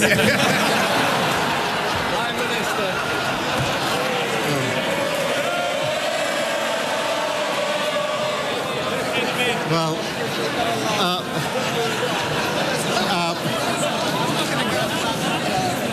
Mr. Speaker, they intend to spend the summer arguing with a bin. My advice to everyone is put your vote in the bin. Mr. Speaker, can I just say that I'm delighted today that we are joined in the gallery by some of the people I've met across the country in opposition and in power. And these are the people in the gallery today who are in my mind's eye. People like Trevor and Lewis. They worked together at JLR for over 30 years, and I visited them just before we got the deal with America when tariffs were threatened, and I faced the entire workforce that day who were very, very concerned that they were going to lose their jobs because the tariffs would not be possible for JLR. When we went back, when we got the deal, I took the call from President Trump at JLR in Solihull so that they could hear the deal and they knew exactly what it would mean for them. The only mistake I made was putting it on loudspeaker, which of course is always a slightly unpredictable thing to do when you've got President Trump on the other end. But luckily he agreed the deal and the cheer went out. But these are the people across the galleries who are here with us today that are always in my mind's eye. Okay, Ben. Mr. Speaker, I know how much the Prime Minister has come to enjoy our exchanges. In fact, in the King's speech last month, he told me that on difficult days, my input was always a ray of sunshine. He might not have answered many of the questions I asked him, but at least he turned up. It is important to respect Parliament. So does the Prime Minister agree with me that his successor should come to this place and answer questions rather than scurrying away for the summer? Yes. Prime Minister. Well, Mr. Speaker, as Prime Minister, I've participated in over 60 PMQs. Always a pleasure, always something to look forward to. And I've answered, or at least given answers, on 2,800 times, and I'm sure she will question my successor in the same way. And I'm sure she'll forgive me if I just mention one or two others who are in the gallery who have been affected by the decisions we've made, because Billy, who is sitting in the gallery in front of me, was diagnosed with breast cancer in 2023. She was there, Mr. Speaker, when we launched our plan for change, and she's been a tireless advocate for better cancer care. Billy joins us today from the Special Needs School where she works in London, and I'm pleased to tell the House that Billy's cancer is in remission. Can I thank the Prime Minister for that answer and paying tribute to so many of the people who he has been able to help. In fact, I remember when I started this job, the Prime Minister was very helpful to me, saying that I wouldn't last the year. life comes at you fast. He spent a long time laughing that I'd lost control of my party. I think he should have been paying attention to his backbenchers instead of mine. But everyone in politics would do well to remember how quickly political fortunes can change. I know that he has been asked and he's being diplomatic, but on that note, does he have any advice for his successor? Prime Minister. Mr. Speaker, I will give my wholehearted support to my successor. I want this Labour government to be a success. I want our country to be a success. I shall give my support privately if asked for, not publicly when not asked for. But, Mr. Speaker, I also, if I may, wanted to draw attention to Pooja, who's with us in the gallery today with her daughter.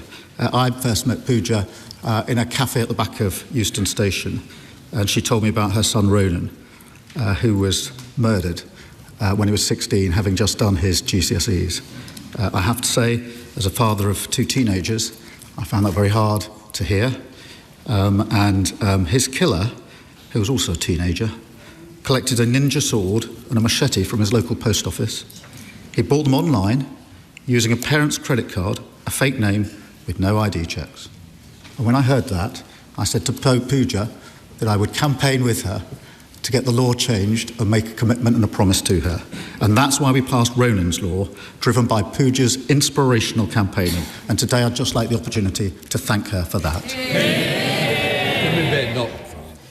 Mr. Speaker, that is a lovely statement that the Prime Minister has just made to Pooja. I'm not sure the whole House will agree. I think the whole House will also agree that he gave a very diplomatic answer to the question I asked him on advice to his successor.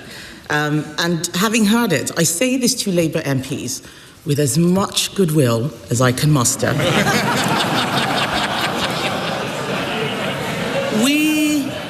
We have been where you are. Changing Prime Minister is not a silver bullet. Indeed, it may be that the Labour Party's troubles are only just beginning. Solving the fundamental problems in this country will require difficult decisions. And you also need to know how to get things done. The Prime Minister once said that when he pulled the levers, nothing happened. Why did he think that was? Minister. Well, Mr. Speaker, we did pull the levers. We pulled the levers to stabilise the economy, and we've stabilised the economy. We pulled the levers to strengthen our public services, and NHS waiting lists are coming down at the fastest rate for 17 years. We pulled a big lever on child poverty, and this government will be doing more on child poverty than any government ever, including previous Labour governments. We put the biggest investment into defence and security, and our international standing has been restored. But, Mr. Speaker, we also pulled the lever on the individual cases that matter, including individuals like Carla, who's in the gallery today. It was one of the parents that came to see me about online harm and the harm it can do to our young children, and that's why we banned social media for under 16s. And Daniel, who's also here with his son, who spoke to me many times about the struggles he's had with the cost of living and the need for a safe and secure home for every family and every child to grow up in. They're the people, Mr. Speaker, that matter more to me than anything else, because it's their lives that I think about when we make decisions in this government. Final question, Kevin Bell. Thank you, Mr. Speaker. So for my last question, the Prime Minister may not think so now, but it is a tribute to him that not a single sitting Labour MP could beat him. Not the member for Ashton-under-Lyne, who couldn't count her taxes, not the member for Sheffield Heeley, who couldn't count how many phones she'd lost, and definitely not the member for Ilford North, who couldn't count to 81. This is my last exchange with the right honourable gentleman, and I know how much his wife and children mean to him, and that they are in the gallery today. As everyone here knows, our families make a huge sacrifice for our choice to enter public life. So I hope he will allow me to draw our time together to a close by thanking them for the love and support they have given him throughout his time in office. Can I thank her very much for that?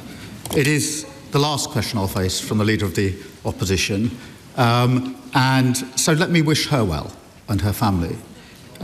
We have had robust exchanges across this dispatch box, but she has extended kindness to me privately at very difficult times, including when there was an attempt to burn down our family home, which deeply affected my family. She reached out to me. And when my brother died of cancer, she reached out to me privately, not across this dispatch box. And I thank her for that and the tribute that she's just made to my wife and children, who mean the world to me. I do thank her for that. She knows this is robust and it has to be robust, and that's the way politics is done. But the kindnesses that sit behind it privately are often just as powerful, if not more powerful, and I thank her for that. I also stood at that dispatch box, Mr. Speaker, for 4 years as Leader of the Opposition. I know firsthand it's the most difficult job in politics, and that is what she is doing. When I did so, Mr. Speaker, we had just lost the 2019 election, which nearly broke my party. It was the worst result since 1935, and we were found to be institutionally anti-Semitic. And, Mr. Speaker, I picked up our party, I turned it round, I made a promise to rip anti-Semitism out of my party, and I did. I turned my party to face the country, and we won a landslide Labour general election. And after 2 years, we've stabilised the economy. We have invested heavily in our public services. We put better protections in for children, particularly on child poverty. We've strengthened our defence, and we've enhanced our international reputation. I'm proud to leave this country in a better shape than I found it. Thank you very much, Mr. Speaker. It is an emotional Prime Minister's question time today, and I really welcome the tone that has been struck and think we should hear more of this more often. Last year, I convened a roundtable of stakeholders in my constituency to explore joined-up solutions to tackling the scourge of violence against women and girls. And I've been really pleased over the last 2 years the Prime Minister has made that central to his government's mission. He has ensured that spiking and sexual deep fakes have been criminalised, that police forces have been mandated to have rape and sexual offences teams, and it has embedded trauma support for victims across all services. Does he agree that the government absolutely must stick to the pledge that the Labour Party put in its 2024 manifesto to halve violence against women and girls over the next decade? Prime Minister. Yes, I do. Can I pay tribute to her campaigning on this issue? Mr. Speaker, yesterday I was with John and Penny Clough, who I first met nearly 16 years ago. They lost their daughter to domestic violence of the most extreme sort in appalling circumstances. And in many ways, my journey campaigning on violence against women and girls started with them 16 years ago this year. I pay tribute to them and everybody else who campaigns on this. That's why we set the mission to halve violence against women and girls in a decade. Whatever role I do next, I will continue to campaign for that for as long as I've got breath in my body. Sir Ed Davey, Leader of the Liberal Democrats. Thank you, Mr. Speaker. Can I associate myself with so many of the Prime Minister's comments today, but particularly his remarks about Anne Widdecombe? She devoted her life to public service, and her murder was truly horrifying, and I support his campaign now for a memorial in this chamber to her. Can I also thank the Leader of the Opposition for her tribute to Anne, and to remind the whole House and the whole country that we need to remember Anne for the way she lived her life. I have to make a confession. I've always been slightly jealous of Anne for appearing on Strictly Come Dancing.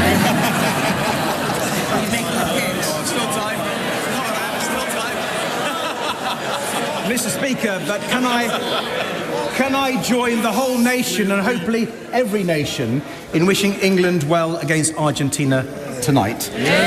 After their superb win against Norway, and it's the last job of the Prime Minister to make sure we win the World Cup. But can I also pick up on a remark from the Leader of the Opposition about the by-election we're about to see in Clacton? I have to tell her I cannot back joke figures with ridiculous policies, which is why I'm supporting Count Binface. Mr. Speaker, as the Prime Minister finds himself with more time on his hands, can I recommend the new Toy Story film? For those of you who don't know Toy Story, its main character used to be in law enforcement. but was mainly known for being a little wooden, but was replaced by a shiny new action figure from far away who thinks he can fly. And the name Andy on everyone's lips. Perhaps, Mr. Speaker, maybe the Prime Minister should give that a miss.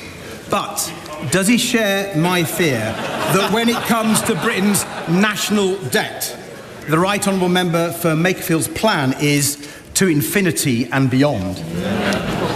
Prime Minister.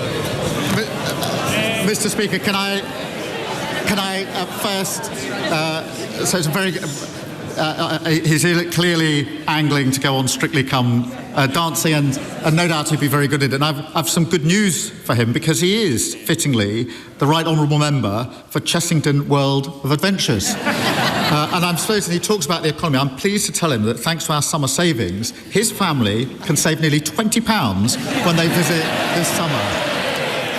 Sir Ed David. Mr. Speaker, can I invite the Prime Minister to join me at Chessington World Adventures? And we haven't always agreed across the floor, but can I pay my own tribute? Yes, you have. I've disagreed on Europe, and I've disagreed with you on Europe. So shall I say to the Prime Minister that although we've not always agreed, I've always admired the way he has led his party. I've always admired the way he's been a true patriot, and I always admire the way he's worked with so many people across this House to do the best for the national interest, and we thank him for his public service. And Mr. Speaker, one of the Prime Minister's qualities that people most underestimate comes from his experience as a carer. He's spoken powerfully about looking after his mother through her battle with Still's disease, and the love and care he gave to his brother Nick. And I know the Prime Minister agrees that we can and must do more for family carers. So as he leaves number 10, will he join with me and other carers across this House to speak up for family carers, to be their voice, and to get them the support they deserve? Yes, and can I thank him for everything he's done in relation to social care and the importance of providing care. And he does it with very real human experience that we all know and we all respect, and no doubt he will continue to champion that, as everybody should. He asked me about joining him at Chessington World of Adventures. I will. Can I suggest 12 noon on the first Wednesday in September? Rachel Maskell. Thank you, Mr. Speaker. It's just coming up to 12:28, almost time for the news. Here's a word I don't think I've ever used in the context of Prime Minister's questions before. That was pretty close to perfect. I have to point out, Natasha, that you were wrong. I was so wrong. And I was forlorn. I hoped, against hope, that Kemi Badenoch would show grace and decorum, and she showed it in, I mean, on levels I've never seen from her before. In fact, I'm so taken with the idea that that's what she would be like if Twitter didn't exist. It's almost like she prefers that version of herself. She was charming, she was funny, she was warm, she was kind, she was measured, she was decent, she was insightful, she was thoughtful, she was all of the things that she works so hard most weeks to pretend that she isn't. Yeah, I agree. I couldn't really put it better myself. That was very pleasant and soft, kind more than tone that. It was from more than her. pleasant, wasn't it? It was lovely. Yeah. It was really lovely. It was very fitting. And Keir Starmer obviously responded to that really well. And I think actually, you know, we spoke when Keir Starmer first became Prime Minister and Kemi Badenoch first became Leader of the Opposition. And I very much was the impression with talking to people around them that the pair didn't really like each other very much. I think that's probably changed. And I think, you know, when you refer back to what Keir Starmer said about she's reached out to me over when my brother died, when my home was attacked, and I really appreciated that. I think that is, you know, they have clearly been brought together by having to work together over the last 2 years. No matter what happens at the dispatch box, no matter what happens on the telly screens, at debates, in elections, behind the scenes, politicians, I'm afraid to say, there's far more in common than they have, than that divides them, and they are far nicer to each other behind the scenes than you ever see and you'd ever think watching PMQs between the pair of them. So yeah, a very nice final PMQs for Starmer. I think that was the right decision for Kemi to not go hard on his record and allow him to talk up all of the achievements. It's his final time. He's not going to be doing that again. And he was keen to talk about defence, NHS waiting lists, the economy being more stabilised, the world stage, all of the things that we thought that he might talk about and, portray what he thinks is his best record. And others will, of course, disagree, and others will say that they didn't think he had a brilliant 2 years as Prime Minister, but, it's his final PMQs, it's his final outing that he can put across his case. And we can, I'm sure, dissect that over the next few days as we make this transition to a new Prime Minister. Next time it will be Andy Burnham. Who gets installed on Monday? Who gets installed on Monday. He'll be Labour leader on Friday and new Prime Minister on Monday. But the House, as it stands, is going into recess. I'm not sure exactly the day, but it's later this week, early next. And we won't have any more Prime Minister's questions, so it will be a while. Andy Burnham will have a good, because that leaves a lovely taste in the mouth or in the ears, doesn't it? That's a little reminder of what things can be like. And of course they have to bite chunks out of each other, but perhaps not with quite the vitriol that has been witnessed and deployed in recent, for most of the last couple of years, to be honest with you. No, I'm quite emotional about that. Yeah, it was fun, wasn't it? It was light-hearted and fun, little jokes. I know how much he enjoys me and calls me a little ray of sunshine, says Kemi when he comes up talking about Keir.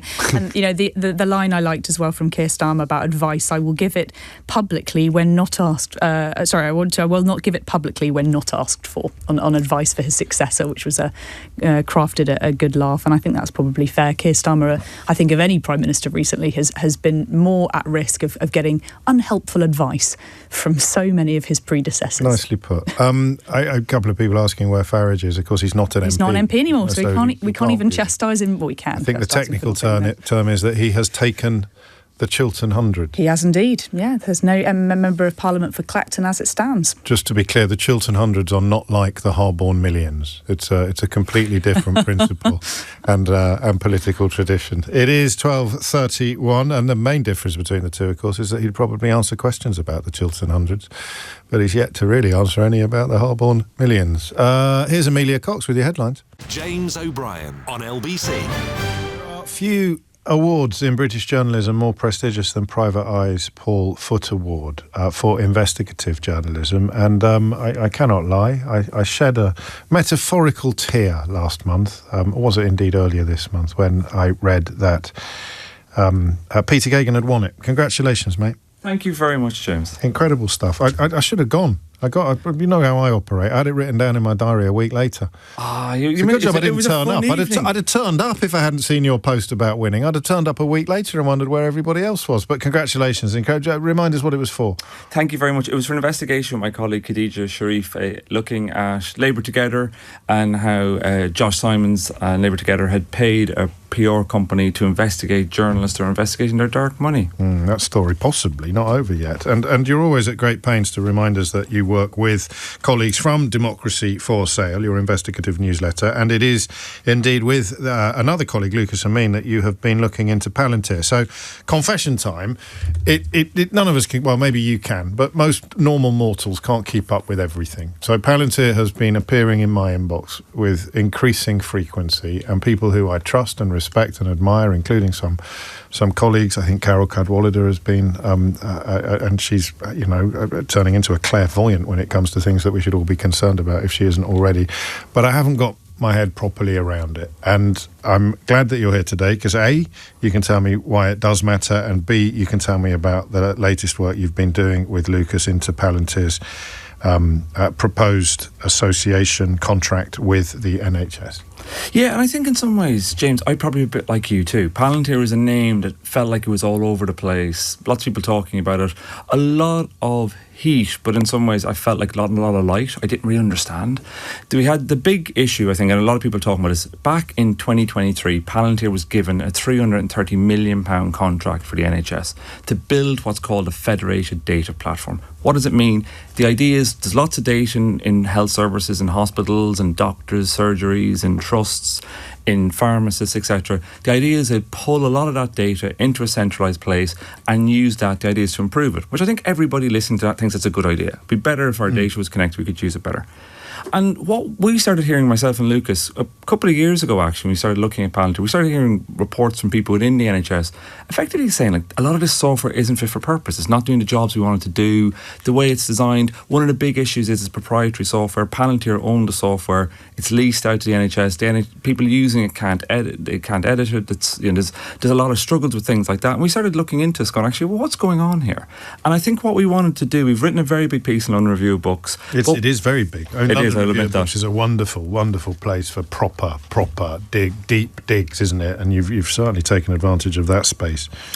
Yeah, and what we wanted to do, I think, was ask two questions. One was, how did Palantir become such a big company in Britain? Because it's not just the NHS contract, it's got hundreds of millions, possibly even billions of pounds worth of government contracts, MOD contracts, it works for the Financial Conduct Authority, it's worked for the Home Office, it's done lots of work. And I want to understand, how did that happen? And what is a software? Because it basically is a software company. When you peel away some of the great big threatening language that Peter Thiel and Alex Carr come out with, it's a software company. How does the software operate for the people in the NHS and how's it going? And that was effectively what I wanted to do, what myself and Lucas wanted to do, setting out doing this. And what did you find? I think we found on the two bits of that. The first bit, I think, was how did Palantir get into the NHS so successfully? The answer, frankly, is a very old question, a story, which is political access, bought political access. Back in 2018, they hired Global Counsel, the now defunct firm, lobbying firm set up by Peter Mandelson. They became probably Global Counsel's biggest client. We talked to people who had worked on the Palantir contract for Global Counsel. They managed to avoid, an age-old tale for someone like me who writes about lobbying. Our lobbying laws are so weak, they were able to avoid having disclosed Palantir as a client, but they were able to get Palantir to meet, very, very important people in and around the health service. And we were able to kind of trace how, with the help of Global Counsel, Palantir was able to meet more and more important people and get into a position to be given this and to win this £330 million contract.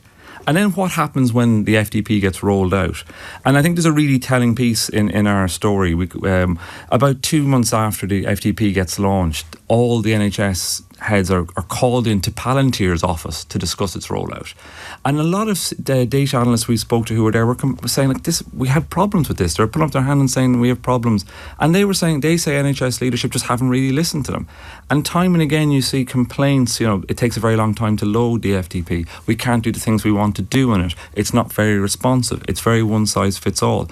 And the complaints that we heard from a lot of the sources we talked to was that they felt like it just wasn't really working for them. So this is a story about efficacy, not a story about some of the more excitable claims I've seen regarding what might be done with our data. Yeah, effectively, this is, there's been, and the government, the health minister last month actually had to apologise because there was reports that Palantir was able to access, Palantir staff were able to access health data in ways they shouldn't. So the health minister apologised for that. But what we looked at, and it's interesting, we looked at a lot of statistics the NHS England have used to support Palantir, and I think a lot of them just don't really stand up. And it's not just me saying this. Since we wrote the piece, the UK Statistics Watchdog has launched an investigation into NHS England, potentially over its misuse of data to support the FDP, support Palantir software effectively. It's owned by Peter Thiel and Alex Carr, who was his classmate at Stanford University, who do have, and this is where perhaps some of the concerns about data protection come from, who certainly in Thiel's case, he does have interests and ambitions that extend far beyond software. Oh, completely. And I think there's a couple of things that are important. The context in which we write the story, and it is in the piece too, is like, Palantir has been working it works for ICE in Donald Trump's administration on, very, very hard-nosed immigration and detention surveillance. It works for the Israeli Defense Forces. It's been accused of human rights abuses, which it denies. But this is a company that actually in some ways has been very front and centre. And actually one of the things, it's actually got a self-image as being like kind of evil geniuses. That's what they're trying to put forward. And I guess what I'd argue is that in some ways, that's part of their sales pitch. But there's also, I think there's reasonable concerns, given what Palantir have done in other countries, about about its level of involvement in the UK, and lots of other countries, it should be said, have actually started moving away from Palantir. The French security services, the Danes, the Swiss have decided not to take it on at all. And Sadiq Khan as well chose initially to step back from further involvement. Yeah, so there was a £50 million contract with the police, with the Met Police, that Sadiq Khan effectively blocked. Palantir have taken a judicial review against it. They've signed a much smaller deal with the Met Police. I think it's about £2 million, and that's going to work out through the system. So your essential thesis is that the software deployed in the health service is too expensive and therefore poor value for money. You've demonstrated through freedom of information requests low levels of uptake, authorities that don't want to be involved at all. We put most of this to Palantir, and they sent us 26 testimonials from people within the NHS who say that they're satisfied with Palantir's software. And that apparently included some senior NHS managers. How have they responded to the bigger piece, to the bigger picture contained within your reporting? Yeah, like Palantir will. They have told us that they've helped deliver 110,000 additional operations, a 15% reduction in discharge delays, an increase in patients finding out that they have cancer, that they deliver value for money, and they say rightly that they're a software company, and it depends how the NHS trusts take up their software. And also in their defence, we point this out in the piece, I think what's striking is for those trusts who basically get very poor data services already, I think Palantir has helped. They've given them a system that they can use. The issue, I think, is actually in those trusts that were doing quite well, that had developed their own data service, and I think really importantly had a lot of trust with their patients. Palantir service, I think, hasn't worked as well. And we got some internal documents from NHS England showing that one of the big concerns was that just the use of Palantir was reducing trust in the health service. And I think that has been replicated, and the kind of calls and emails you get about Palantir in some ways do speak to that. 2 separate select committees now also calling on the government to exercise a break clause when the FDP contract comes up for renewal next year.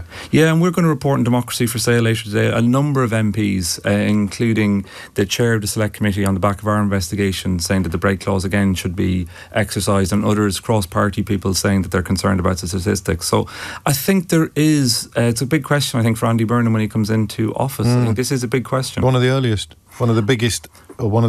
big questions. I think it is because of this break clause. So effectively that does mean you can end the contract in 2027. But if that was to happen, there's a lot that has to happen before then, because there's a big issue about the fact whether the NHS is locked into Palantir software and what could replace it. Peter, as ever, thank you, not only for joining us today, but also for explaining this relatively complicated stuff with such clarity. You can see why he has just picked up with his Democracy for Sale colleague the Paul Foot. Just on a personal note, that must have been a moment for you, mate. Oh, thank you very much. I have to say, as someone who's grew up reading Private Eye, and actually my 10-year-old stepson is a big Private Eye reader too, so when I came home the next day... He's not, you know. He's not. He just likes the cartoons. That's exactly how I started when my dad brought it home. It's the cartoons for now, but you have to get them early, James. Yeah, I know. Well, they do. It works. So it really did reach the parts that other awards perhaps cannot reach. Well, you deserved it all. Peter Gagan from Democracy for Sale. You can, of course, go to his website, or you can read this incredibly detailed article in the London Review of Books, or there's a sort of taster, isn't there? There's an easy access version in today's Guardian newspaper as well, which you can access online. But I guess that we're all going to be hearing that word Palantir a bit more in the near and quite possibly distant future. I don't think it's going anywhere as a story. Peter, thank you. It's 12:46. James O'Brien on LBC.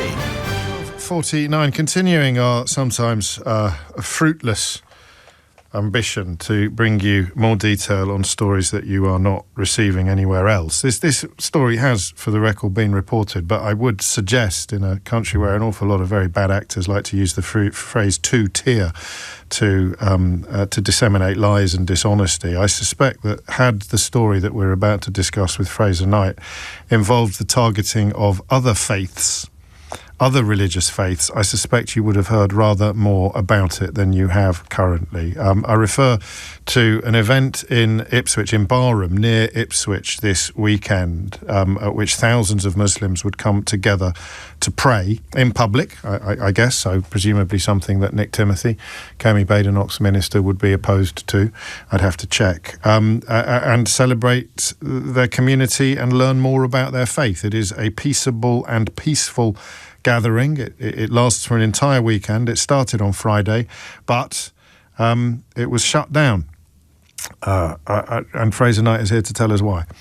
It was shut down early, James, because police had received a credible threat that there was going to be potentially an attack on this event. This was the Ijtima gathering of Muslims in the Barham village, which, as you say, is near Ipswich in Suffolk.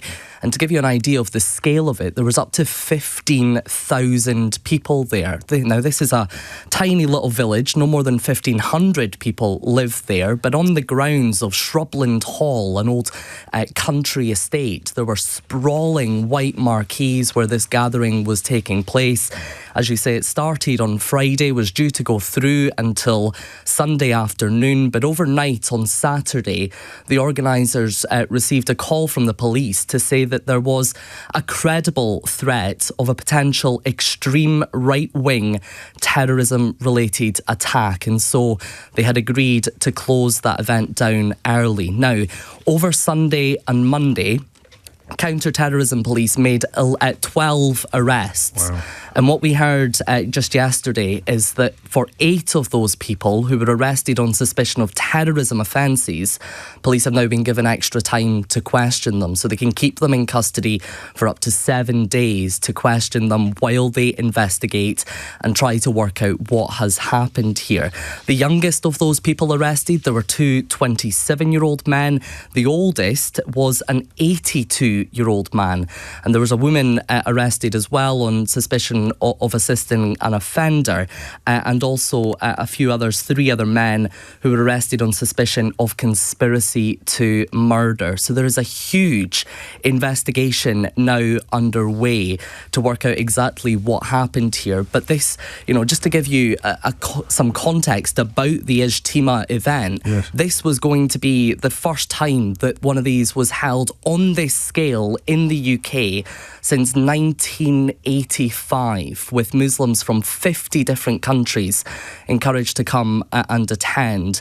But that credible threat that the police say that they are now investigating, an extreme right-wing terror attack, closing it down early and starting this huge investigation. Do we have any insight into the nature of the attack that they believe may have been under consideration that was being planned? So there's not a huge amount of detail that's been given to us about the nature of the attack, but when you look at what these people have been arrested on suspicion of, I mean, conspiracy to murder, terrorism offences, it gives you an idea of what may have been, planned in this attack. Police have said that they're now searching 10 different residential properties. The people who were arrested as well from many different areas, from Suffolk, Stoke, Surrey, Ipswich, Essex and London. So you can imagine the scale and the complexity of the investigation that's now ongoing. Well, and indeed the scale and the complexity of shutting it down early. I mean, on a trivial note, while some of the